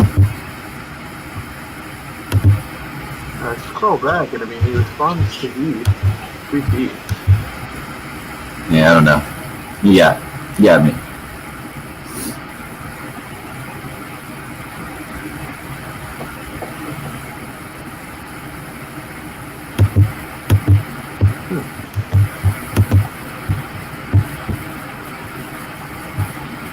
Let's see, Bill looks very intense right now. He's not talking.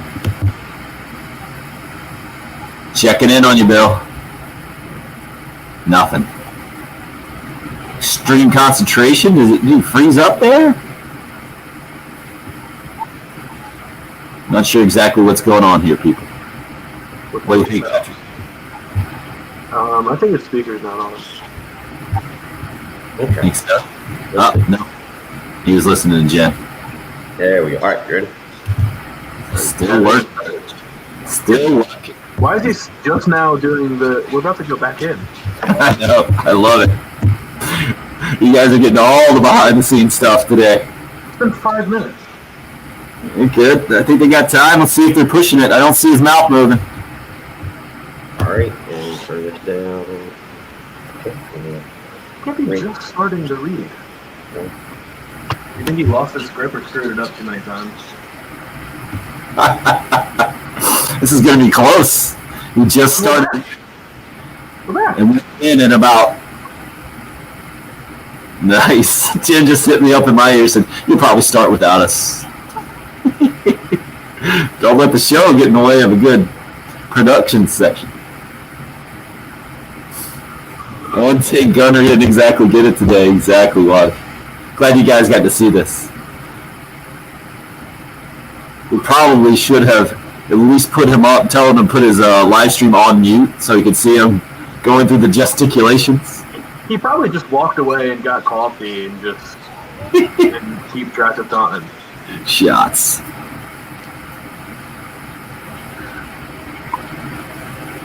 Having fun on the live video stream.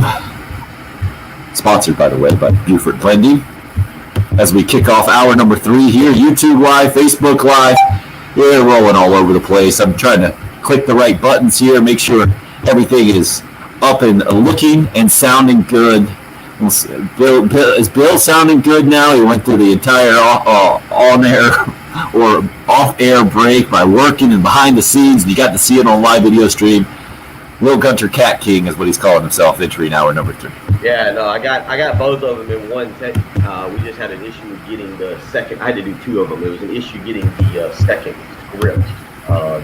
They sent a script over. It's I will say he was a one-take wonder. I did both. Got both. I'm like the Talking about doing Jay-Z. I'm like the Jay-Z of endorsements. I just step in the studio and knock it out in one take. That's what Jay-Z's known for? That was one of them, yeah. That was. You weren't very familiar with Jay-Z. Like, that was a little before your very time. familiar with Jay-Z. I just am not a huge fan. Really? Yeah. You'll see personally hurt. Don't love Jay-Z. Really? 50 greater than Jay-Z in my mind. Whoa. Oh, there's another whiteboard. I mean, Why is this? preference thing. Like, I'm not I just don't discussing this love with you any further. I'm not discussing this. Randy, I'll get a look at you. I don't really I'm care. not even no. If no, this is the equivalent of being in an argument right now with someone. I'm just going to stare. Move on. What's the sports? I'm not even having this discussion. 50 greater than Jay-Z? 50? 50? 50? Like him better. 50? Like him better. All right, you guys can keep bickering. I'm not giving into it. I'm not arguing. I just like one better than the other. It's not a Right, and you Bill's meant not 50 Cent. backing up Hold on. anything. He You just meant said, 50 Cent is better than Jay-Z. What did you think I Oh. meant? I thought you meant like 50. You had 50 people better Yes. than Jay-Z. You just said 50. I see what you're saying. Yeah, Jen's on my side. The way you said, and by the way, that was still an awful take, but at least I understand where you're coming from. 50 Cent is not better than Jay-Z. That's an awful take as well. Patrick, But at least I if understand where you're saying now better. if you have I thought to you expand to get someone to understand that, we shouldn't have the conversation. Well, Jen, see, this is interesting. Jen and I took it as he meant there's 50 rappers better than Jay-Z. You guys street cred. Whew, that just took a big hit. Will Gunter Cat King on the street cred level. The one thing he pronounces incorrect. This is what happens when the Gamecocks lose by 20 last night at Tennessee. And the conversation has been largely about the Gamecock basketball program this morning, but so certainly not just about the game last night. The game last night, it was pretty simple. Tennessee's a much better team, especially with the Gamecocks go in without two starters, in Jermaine Kuznar and Justin Minaya. And you saw it for the first 13 minutes of the game be competitive because Carolina was hitting threes. And I forget what the percentage was. It was 7 out of 10 from 3, and I think maybe like 2 out of 8 from 2 points or something like that. It is a pretty easy basketball common thread that the team shooting the easiest shots is going to end up winning the game.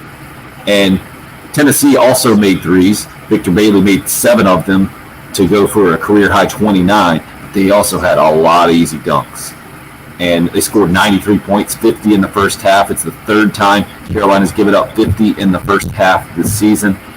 To me, I think that's more of our conversation, Bill, is how has a Frank Martin-led program become this deficient on the defensive end? Frank was talking about it last night. Maybe we should let you hear a little bit from Frank as we start hour number 3 here, talking about his defense. Jen, I think this is number 2 that you have cut for us here. A guy who has built his reputation on the defensive end now has a team that is deficient defensively. Our lack of desire for defending is really difficult to watch at times. And, we got to fix that. Somebody else got a career high against us again. And that, again, from the guard spot. Something we got to, obviously continue to talk about and demand, and hopefully we can get back. Had a texter hit us up earlier and talking about how they hear the same thing from Frank Martin in kind of that explanation and some of the comments that they've heard that they did hear from Will Muschamp down the stretch. I don't know if I'm hearing the exact same thing. Certainly they deliver it differently.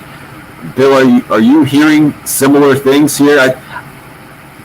I am hearing a similar refrain in that these coaches that have built their reputations on defense to see poor defense is very frustrating. But beyond that, I'm certainly not hearing any answers. When you hear hopefully we can change that, I translate that to I don't know what we can do other than continue to coach it how we coached it and just get better execution. What are you hearing, Bill?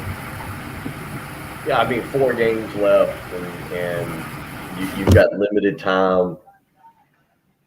They've had about 5 weeks. Does that seem about right? Of basically having the full team, no COVID. Does that seem fair? 4.5, 5 weeks.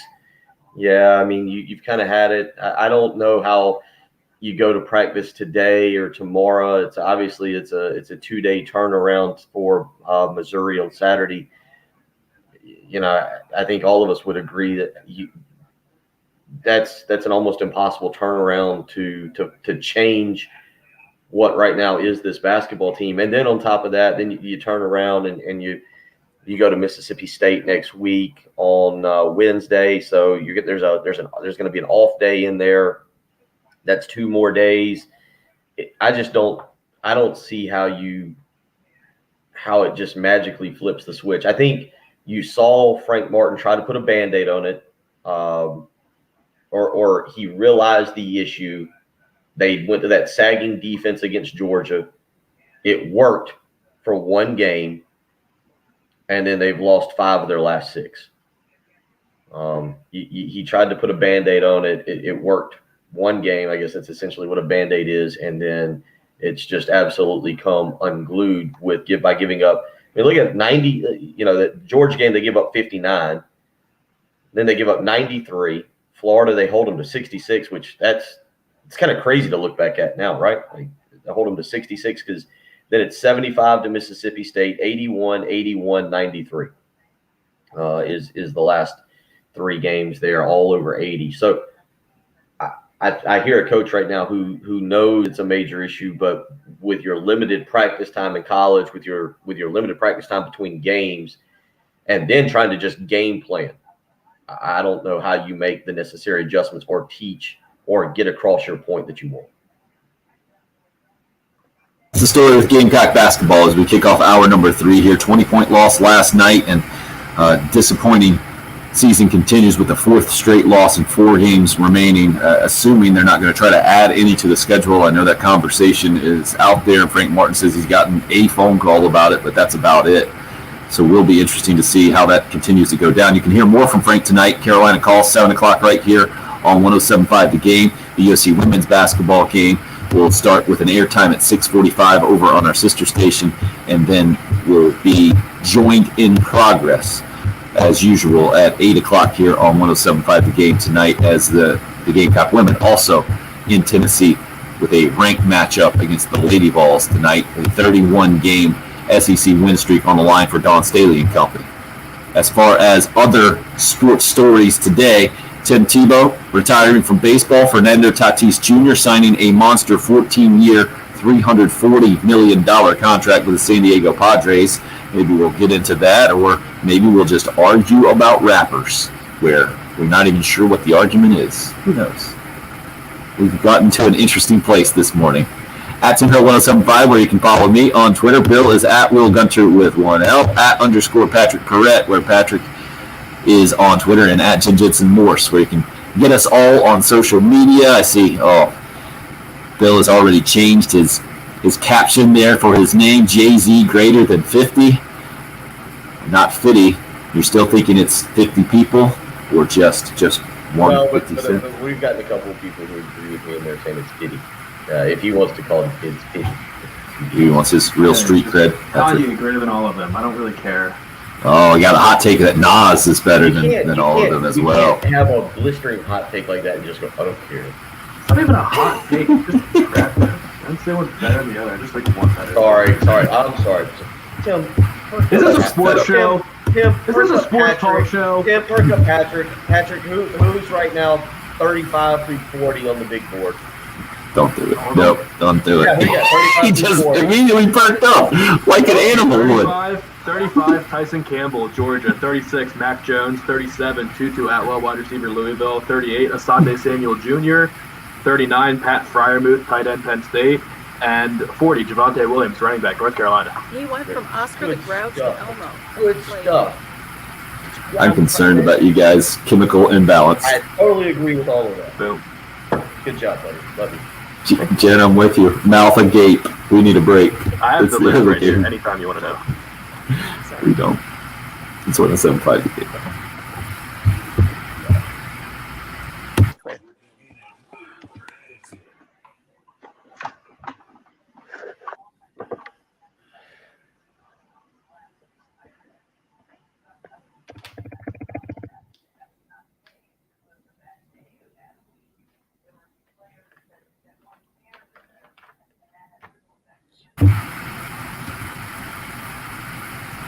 Oh, Bill's ready to tee this one up. Lyle, I'm shaking my head as well.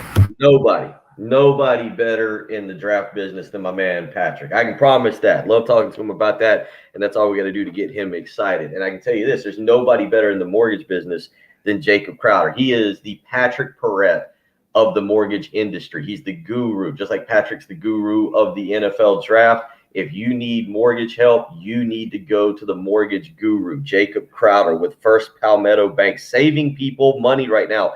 $300, $400, $500. If you're looking to refinance your current existing loan, now's the time to give them a call, 803-719-1005. You can email them the letter J, Crowder, CROWDER, at firstpalmetto.com. That phone number again, 803-719-1005.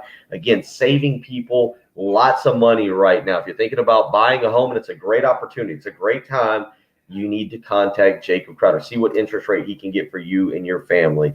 He's helping people across the Midlands. First Palmetto Bank, great industry, great bank, great people. All of it combined will make you happy and help save you money. 803-719-1005, or that email again, the letter J, Crowder, CROWDER, at firstpalmetto.com. Don't wait around. Refinance or buy today with the mortgage guru, Jacob Crowder of First Palmetto Bank.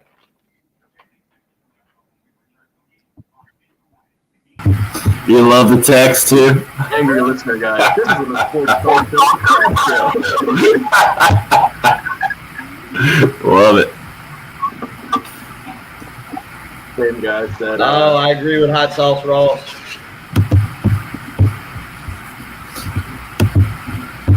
You know what the angry listener guy?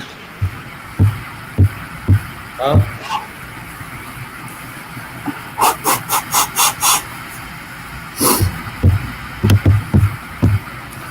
Well, I don't have Hot Sauce Ross in on the text line there. I agree with Hot Sauce Ross. Unbelievable. So, angry listener guy doesn't like our show or the 12 to 1 show. No. I mean, he doesn't like anything. He really is angry listener guy. Yeah, you can't find a positive text from him. You got to earn that title and that text line for sure.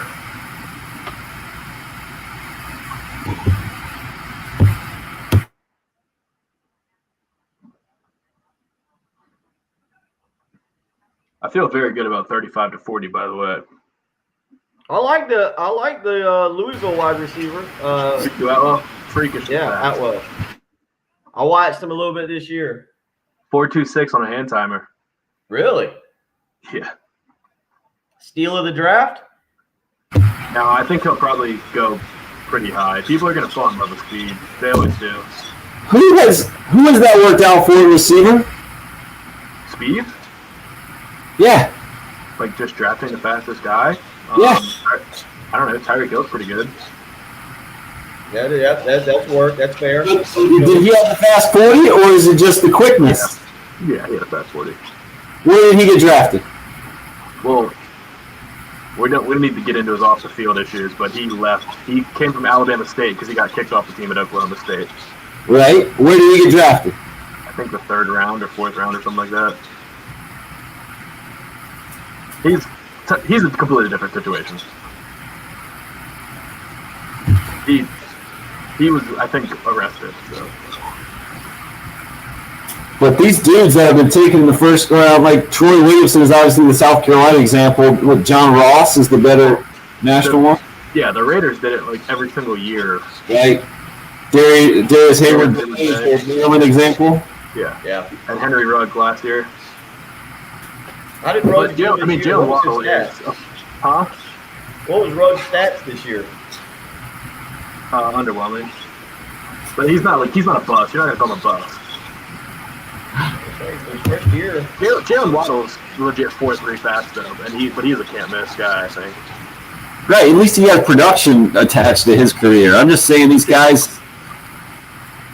Jalen Waddle's number 8 on the board. Yeah, I don't know why you would go high for a receiver, right, in this year's draft. Well, I mean, I think there's 3 blue chippers. Jamar Chase is just going to be a monster. So I would take Jamar Chase in the top 10 for sure. Ty, well done. Let Pearson know. I know he's dodging my calls on the noon show. I'll let him know. He does have it tough in the noon show, though. He's just rolling. Yeah, I don't know if people realize he's got to host the show and answer the phone. This is very hard to do. It is hard. A lot of calls get ignored. Yeah, trying to get him some help there. Trying to get him some help. We'll see how that turns out.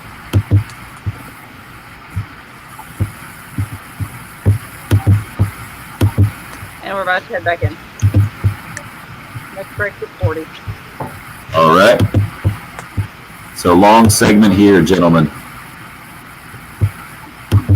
Being Long on segment. just by calling them that. Cool. We got anybody on the hold, Jen? Anyone on the Kelvin. Kelvin. Kelvin's been waiting a long time. Let's get there. Yep. Did we already have a Kelvin? Kelvin calling back to ask Patrick for more stats. What was that, Bill?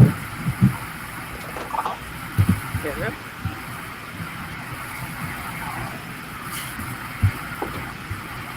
KT, maybe with the most the wisest line that I've ever heard on the live stream comments. He's doing it on Facebook today. You can find us on YouTube, Facebook, and on Twitter as well. If somebody doesn't like the show, why listen? It's a great question, KT. You're jealous. Maybe there's a lot of hate listening out there, right? I think that goes on. At least 5 Talk about- texters know who you are. People are like, oh, that's a shot at me. No. And we expose you on the live stream. If you subscribe, you can find out. And then we got some not taking it so seriously. Tim hits us up on the text line. First text ever. It's a good one. The problem last night, Frank was preparing for right-handed shooting during practice. We were guarding their wrong hand. Too many lefties. Tennessee. Victor Bailey was really good. 93-73 the final score. Bailey with a career-high 29, 7 threes. A guy who came in 3 out of 16, I think, combined in his last 3 games, averaging single digits, and he just went nuts. I think Thomas hit us up on the text line, I think, earlier, was talking about a poor effort in zone defense. I think that was Thomas on the Cool Care Heating and Air text line, 803-404-6100. A bunch of you weighed in this morning. My apologies if I haven't gotten to your text, unless it was just a mean one, then I don't apologize for not getting to that one. Do want to get out to the Love Chevy phone lines now. Kelvin's been waiting very patiently to weigh in on Gamecock basketball this morning. Hey, Kelvin. Morning.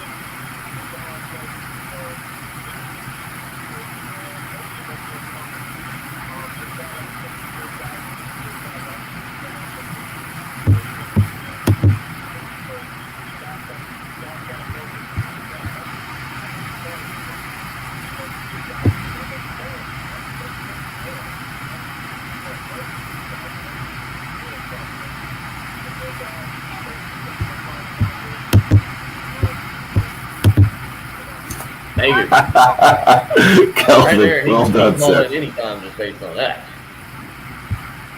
What did you think about his basketball take there? Yeah, there's parts of it I agree with. I think it's a chemistry issue, which that could be a personnel issue. I think that he was kind of hinting at that. I think it's a chemistry issue. You know, it's interesting to hear Keyshawn Bryant. Keyshawn Bryant, we haven't played a lot of his clips over the last few weeks, where he's just flat. It's as close to calling out your teammates as you're going to be. And we talk about leadership, and we talk about being an alpha male. And it feels to me like Keyshawn Bryant is that guy, but it also feels like something's holding him back. And I don't think it's Frank Martin. I think it's other guys on that roster that maybe lost. I don't know. To me, that's what I'm saying. It feels like a chemistry issue that I can't put my finger on, because Keyshawn Bryant made some comments in recent weeks. It's like, we're not doing what Frank tells us to do. We're not living up. We're not playing Frank Martin basketball. I don't know if you guys have seen that stuff, but that's interesting comments, and it feels like he's trying to hold guys accountable, but he's also, I guess, maybe not doing it to the level that you need from the alpha male. Kind of like, Sindarius Thornwell was a different kind of alpha male, right? Like, No, he was an alpha male. He was a really good player, and he was the leader of the team. Keyshawn Bryant comes off the bench for a reason. He was on pace for a triple-double last night with turnovers in the first half. He had 5 turnovers at the break. I don't think you can be a 6th guy in the alpha male. Is kind of my point there, Bill. It looked like you didn't know where I was going with that. And I don't think you can have the reputation that Frank Martin, or listening to Frank talk about Keyshawn, in that he's improving and he's learning to become a basketball player and the whole thing. I don't think you can be in that place in your development as a basketball player and be the alpha male of a Power 5 program. I just don't think that works. I think you have to be a developed basketball player to then go to that leadership role. Does that not make sense, what I'm saying here, Bill? yeah, I don't know if I necessarily. I mean, I don't think it. I think it makes sense. I just don't know if I agree with it. I mean, I do think leadership, and I You're down with think the ball in your hand. I mean, you're either a guard like Sindarius that can say when all is doing poorly, just give me the ball and I'll figure this thing out, or maybe even like a dominant post guy that can just say, just feed me. See, I disagree about the dominance part, because you've seen guys that maybe aren't as skilled become leaders of the team, the voice of the team. Justin Mackey, I think Justin Mackey might be a good example of that. A really good leader. He was the 6th man off the bench. But I feel like this is a confidence thing from my standpoint. Keyshawn Bryant doesn't play with extreme confidence on the basketball court. He just doesn't have it. And I think if you don't, you're giving me a weird look. You don't see that? Every time he has, not every time he has the ball, but a lot of times when he has the ball in his hands and he's trying to make a play off the dribble, it is obvious to me that there is a lot of work that needs to be done to get him to that next level as a basketball player.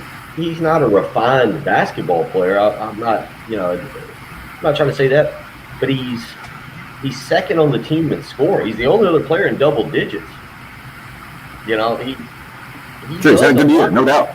He does a lot. Well, but you're saying, well, you got to be a good player to, you got to, just because he comes off the bench doesn't mean that you can't be an alpha male. That's it. That, to me, that's just accepting your role. The easiest thing in the world for him to go to, and maybe he's doing it. Maybe he's telling his buddies back home. Maybe he's telling, yeah, I should be starting. Maybe he is, but maybe he's saying it in the locker room. I don't know. I don't, what happens in that locker room between the guys on the team and is different than what we see in public. But I don't buy that you've got to be a starter to be an alpha male there. You look at last night, he's got the big dunk. I guess it was in the second half. I think it actually got the game maybe within 6. There was a point where South Carolina made a run, and then Tennessee just put him to bed. But, right. He's the guy who makes – A.J. Lawson had the big dunk in the first half. Patrick, you said they cut it to 1. I think it was like 7 to 8 minutes to go or something. Yeah. And it was an electric play, huge dunk. I still don't know if it gets the team like as fired up as the Keyshawn Bryant dunks. Like he's an electric athlete. Agreed. And I'm not putting No doubt. no, it's just That's the only thing that gets this team fired up. Seriously. Wow, they were hitting some. I thought they played with a lot of energy in the first half. They were hitting threes. I thought I saw the bench reacting last night. I didn't think it was a lack of energy at all. But Patrick's a little bitter this morning for some reason. He's just throwing out the bitter takes left and right. Go ahead. But I Go ahead. only say that just because like I don't. He's made some comments now. How accountable is he holding guys in practice? How does he feel that he can get in somebody's face? I've never seen him like grab somebody's jersey and necessarily get in somebody's face. And I don't know if that's what we're looking for. Is that what when we say leadership, like when a guy gets blown by on defense or is out of rotation and gives up the open three, doesn't get a hand up in Victor Bailey or Devontae Schuler or name another guy who's going for a career high's face? Is that what we're looking for? I think what I'm looking for is accountability. When I watch Keyshawn Bryant play, I do see him getting on his teammates, but I never see that same sense of accountability with his own mistakes. I think that's what you got to have. And maybe we're just missing each other on what we're saying here, Bill. You're saying an alpha male. I think he is an alpha male to a degree, but I'm talking about the guy who is the leader, the alpha male, where you know it's their team. And this team doesn't have it. And the program hasn't had it in a while. I'll say that. That's where if you want to go down that path, yeah, A.J. Lawson is clearly the guy, but that's not his personality. And I don't know, Frank Martin, I don't know who you say this to, but it's Chris Silva's junior year, we tried to shoehorn him into that spot, right? We're like, well, he should be the alpha male of this group. And you saw it, like, it didn't look uncomfortable. I remember, I'll never forget you and I coming into the radio station. South Carolina got blown out by Missouri. It was one of those late 9 p.m. tips here in Columbia, South Carolina. They got walloped by Missouri in early January. Silva's junior year, and we were talking about lack of leadership. We were having the same exact conversation. And Chris Silva is going to check in, and he's sitting there at the scorer's table, and you see him yelling at other players, but it just looked uncomfortable.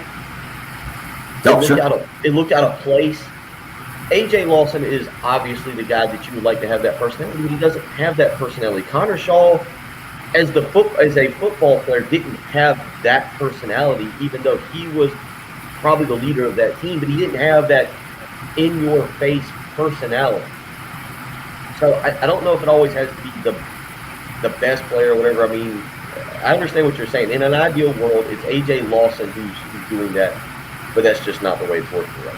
And that's not his personality, and you can't force that on somebody. No, agreed completely. And I think we're probably overanalyzing this based off of lack of results, right? Because when Carolina's winning by 24 in some of these games against Georgia or Texas A&M, clearly there's not a leadership issue. And that doesn't make any sense. And like you were saying, Connor Shaw was clearly a really good leader in his own way, but his personality wasn't one that was outgoing necessarily in the typical leader way. Jim hits us up on the live stream. The Facebook Live says, Tim, if you're basing it on basketball abilities, you can't say Justin Mackey was a leader and Keyshawn isn't. Well, that's not what I'm saying. I think I'm saying a playing with confidence issue. I think the confidence issue is what I equate to the leadership. And when I see a lack of confidence in that kind of finding your own shot off the dribble way for Keyshawn Bryant, I think that is a difficult thing to translate into confident leadership. And I need to see a little bit more accountability. It looks like Bill and Patrick just had a physical reaction to a comment. Is that what went down? I was watching you guys react to a couple comments. Okay. Well, that we're keeping off here. Fair enough. Go out to the Love Chevy phone lines. Jen, who do we have here? I hope you made the same face I made about what I just saw. They had very similar reactions. Jen, who do we have on the phones here? We have Just On, but we have Just On the phone, but he says everybody knows him as Showtime. All right, I'll go with Showtime. Let's see if you can live up to the nickname Showtime. What do you have for us on the Love Chevy phone lines about Gamecock basketball?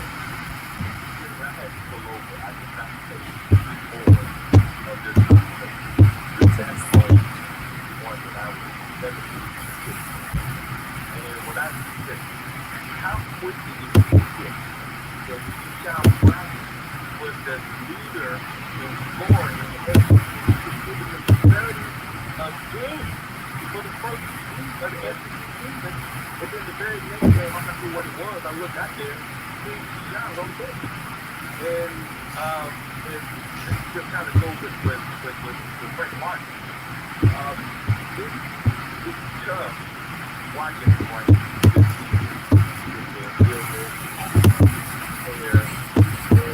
I like it. Frank brought us on the great spot. But it's like the other part of the world. He has the talent.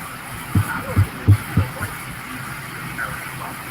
For example, early in the season, you were on the lineup out there that had Justin McGuire at center at 6'5". He was average big man, 6'9", but having Justin McGuire play every 6 down. Down lineup of 4, moving guards. I checked his stats. He's like 5 for his last 7. And he's still in the starting lineup, outside of last night. I believe our problem, when I look at our roster, I say, which of those guys have the best opportunity at the next level?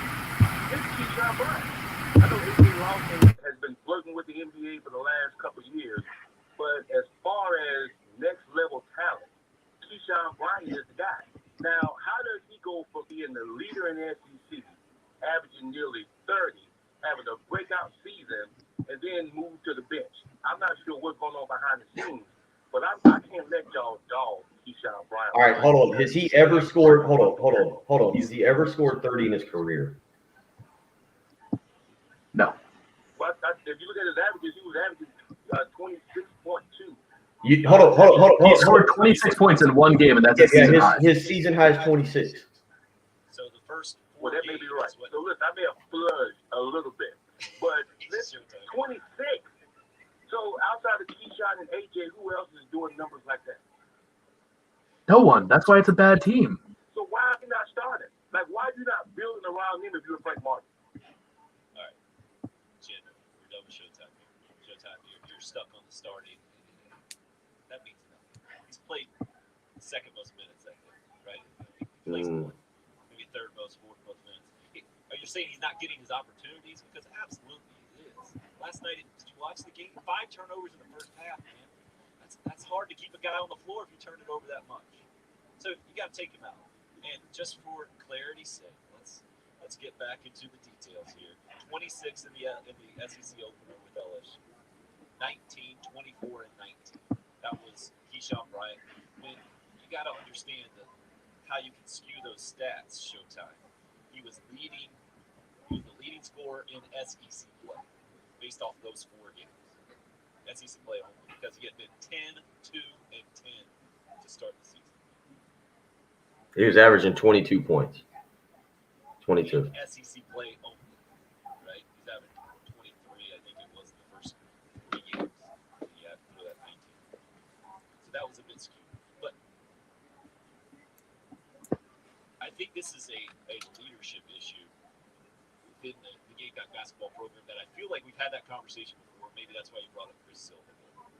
In that, whatever Frank Martin needs from his guys as leaders, it has been a struggle in a lot of years to get that out of his guys. And that, I don't quite understand that. Maybe it just has to work its way out the way that Frank coaches them and the way his teams typically evolve, because typically, like you mentioned the other day, we do get the best version of Gamecock basketball at the end of the season.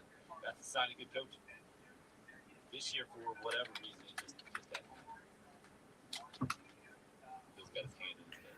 I'm reading just the comments. People are just, I agree with a lot of people. The weather's bad. It's cold. It's going to rain all day. I think people are overall just grizzled. Like, I'm reading some of the live streamers. They're upset. The text message line is just upset. There's a lot of interaction today. But it's just, I agree with all of you. I'm tired of the cold weather. I'm cranky too. We're all in it together. I wish we all need to give each other a big hug. Spring is around the corner, because there is crankiness all over the live stream and the text message line. And Really, Hey, that's what we're here people for. up in the phone calls, I think, right? Like they're the happy people, I think. Showtime. Good to hear from you, sir. Just check your numbers next time. I like how he admitted it at first. He's like, I might have pledged a little. So basically, he's A little tad auditioning off. for your job. That's my kind of guy right there. Yeah, I like he can call anytime he wants as well because it's just let me get a number in there, and if it's within 5 or 6, I'm good. That was a correct number. Or 8. Yeah, whatever. Speaking of numbers, man, maybe that's another reason we're all bitter. We see a 22-year-old Fernando Tatis Jr. sign up for a 14-year, $340 million contract. I know there are a lot of Tim Tebow fans out there. I don't know if they're necessarily on our show as host or co-host, but you see a guy, he gives up his baseball dream. That was kind of the different ends of the baseball spectrum yesterday. Tim Tebow retires. Fernando Tatis Jr. signs up for the third richest deal in baseball history in 14 years and $340 million. I love it from a baseball perspective because the Tim Tebow story was a sideshow, and now it's gone. And then you got a superstar getting paid by a franchise that typically doesn't pay its top players. I'm hoping that will lead to more interesting baseball in years to come. And setting up a young superstar, I'm all for. Bill's head is down. Patrick's giving a weird smirk.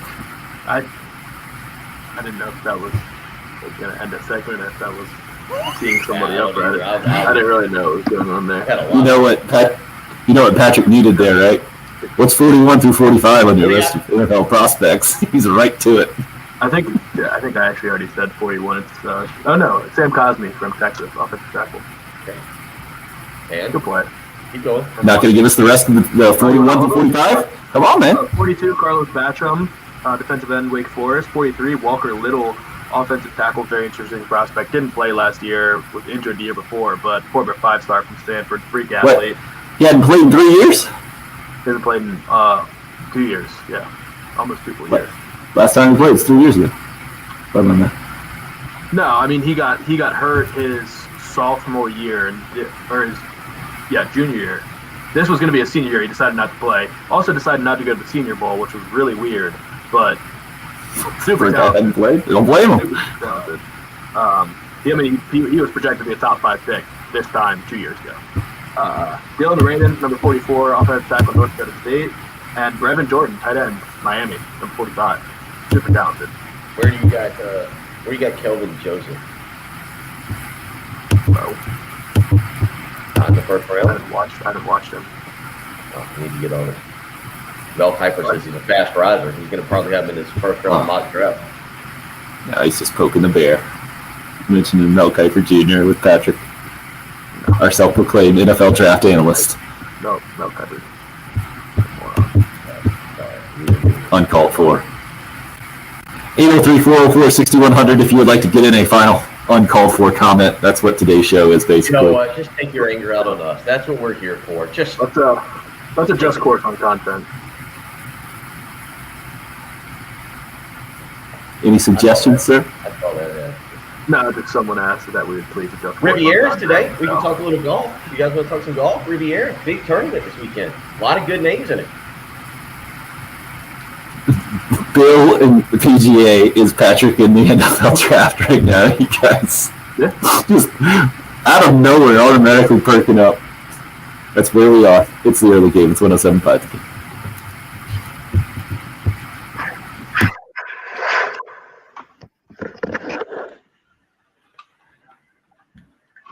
I gotta go use the restroom. Oh. Attaboy, Jim.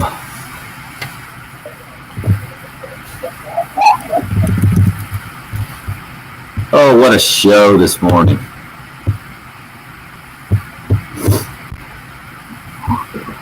Is it the weather? I don't know. I got outside a bunch yesterday because apparently that's not going to be possible or smart here the next couple of days. Oh, it's going to be ugly today. Woo. All of it. Man.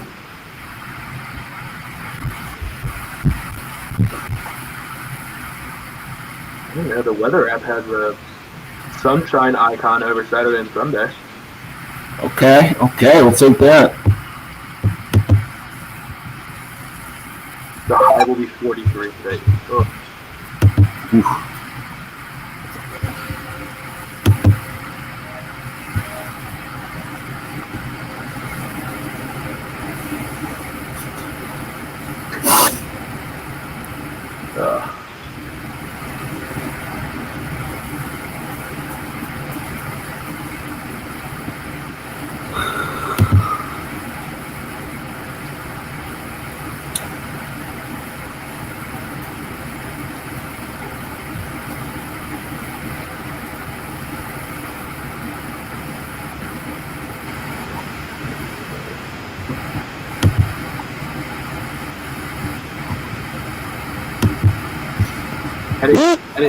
Any updates on when we're going to get the program on our feed?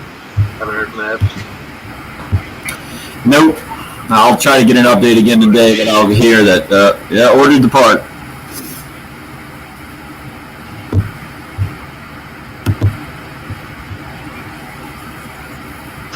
Exactly, Mark.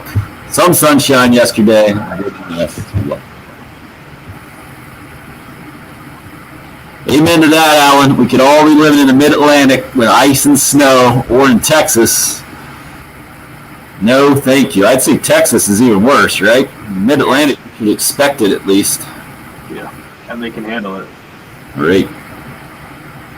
Mark's got a buddy in Houston struggling. Yeah. We should all be thankful we're not. That'll be our big kumbaya moment. Jen, can you get us some good kumbaya music? Kumbaya music. I believe that was a Kanye West song. Maybe a We Are the World or something can really inspire us. Maybe a little I love you, you love me.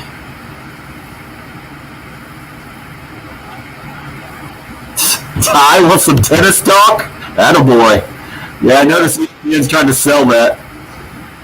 Yeah, Serena lost yesterday. Right. The You see Djokovic Bill win tonight.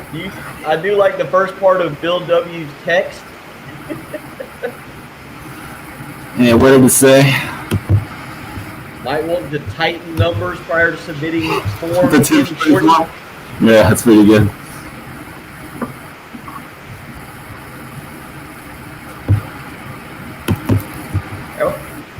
He had energy. I mean, I don't want to put anybody down that's called in the show with energy. It's just like he's averaging 30 a game. He went from over a 30 game to just below 30 a game. But if he had started, everything would be. He was starting last night, man. What are you talking about? Yeah, and had Good start. Remember when I got all upset at Jan a few weeks ago? I was like, people just make up numbers. Like that Larinaga stuff. He's like, yeah, it might be 17-8 or something. And like that's what basketball around here. People just literally make up numbers to just. That's why when the caller told me to. Soccer.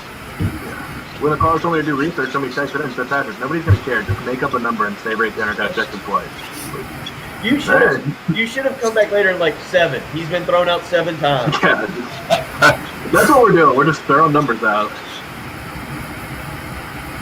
Oh, did we? You know what we did? We didn't do Kerry Tharp. He's doing it tomorrow. He moved it to tomorrow. Oh, he moved it. He had tomorrow. I can't get down there to get the extra headset, but I don't know if Jeff Coates allowed to come by. He's more than welcome to come sit here with me, and I got 2 computers. And... Yeah, he never responded yesterday, did he? Yeah. That is true, Steven. In fairness to Showtime, he was driving and had to pull over. He might have left his stat sheet at the house. He got minutes, average minutes played, confused with points scored per game. Good call, Raphael. You're not the first one to say it's not a lie if you believe it. The people that come up with those stats, I feel like they were bar warriors before you could just throw a stat out there before you could use your smartphone to validate that. You know, you'd be sitting at a bar talking sports with your buddies and be like, yeah, I'm pretty sure Hank Aaron hit 102 home runs back in the 74 season. You didn't have a smartphone to verify it.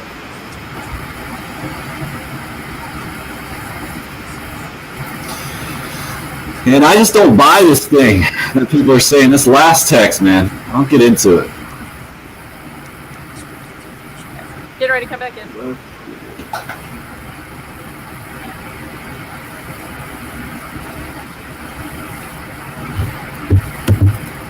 I'm playing stuff off the Q speaker. I think it's a little closer to mine, so maybe they can hear better.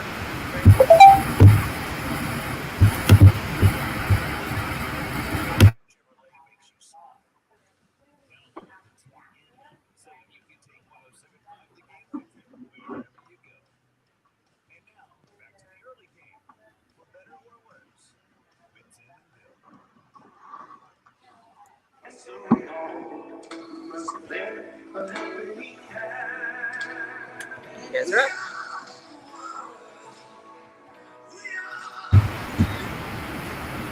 We need a little of this today, don't we? I like the newer one better with Justin Bieber. Patrick, we're trying to bring people together, and you're throwing that hot take out there? Classic. You're just representing the entire show right there. That one bitter comment. I mean, be classic. Bring everyone in the world together. Man, old one stinks. You don't even want to play not my world. Of identifying who's singing in every part on this? Yeah, sure. Have fun with that. It's a fun little game. Wow. If you're just joining us, wondering what the heck's going on, it's been a show of multiple opinions and multiple bitter opinions, I would say, throwing all over the place, thrown out all over the place. In defense of a lot of people, if it was a 9 o'clock tip, people probably stayed up late to watch the game, and then you wake up this morning. After yesterday, as somebody pointed out, yesterday there was sunshine. We were all in a little bit better mood, or it was cold yesterday, but there was sunshine. Tuesday was sunny. I was able to actually grill out. Now you wake up and you look outside, like mid 40s, high 40s, rainy, it's windy. I get it.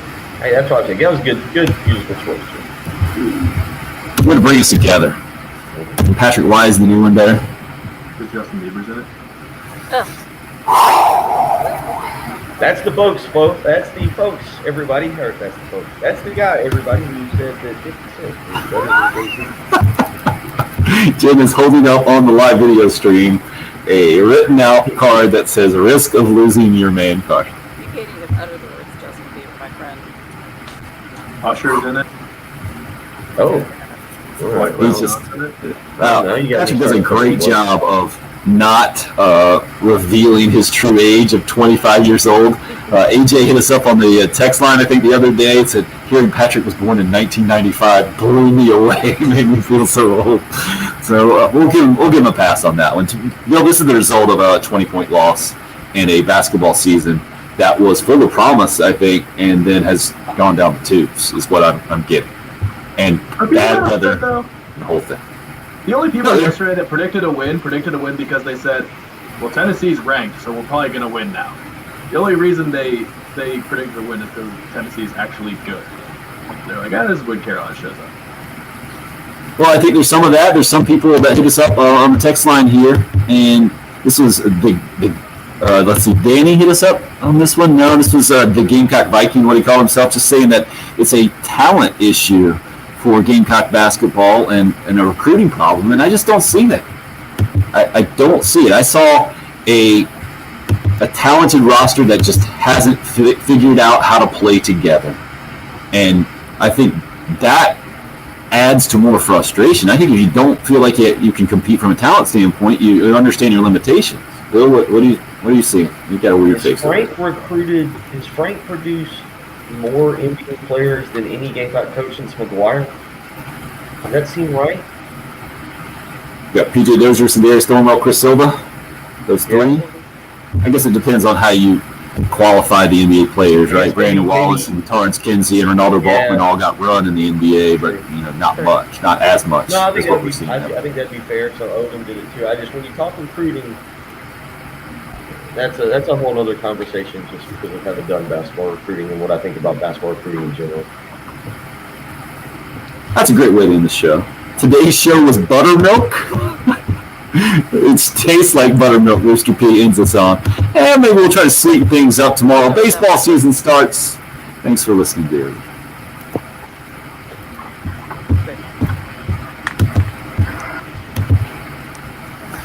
That was fun. Sending a virtual hug. Good call, Bill. Good call.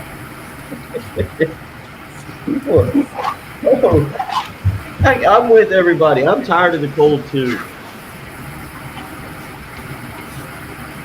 Ty, just floored by Born in 1995 as well. I hear you, Ty. Sorry, I'm not older. I'll be tomorrow. I'll be here tomorrow.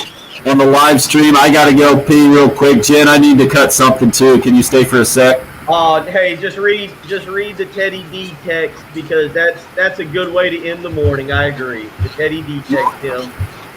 Way to go, morning show. As miserable as we can be with crappy basketball following crappy football, y'all make the mornings great again. I only wish you went to 9 or 10. Y'all have a great show. We all love whether we agree or disagree. Look forward to tomorrow. What a guy. Wow. That's a great way to end the show because we do go to 9. And Not quite. And also, he texted it in, and we're putting it on the live stream. He's not listening to or watching. He might be. He might just not want to show his face on the live stream. You're right. We go to 8:56, but that's a good way. Good way to end the day. Love it. Wow.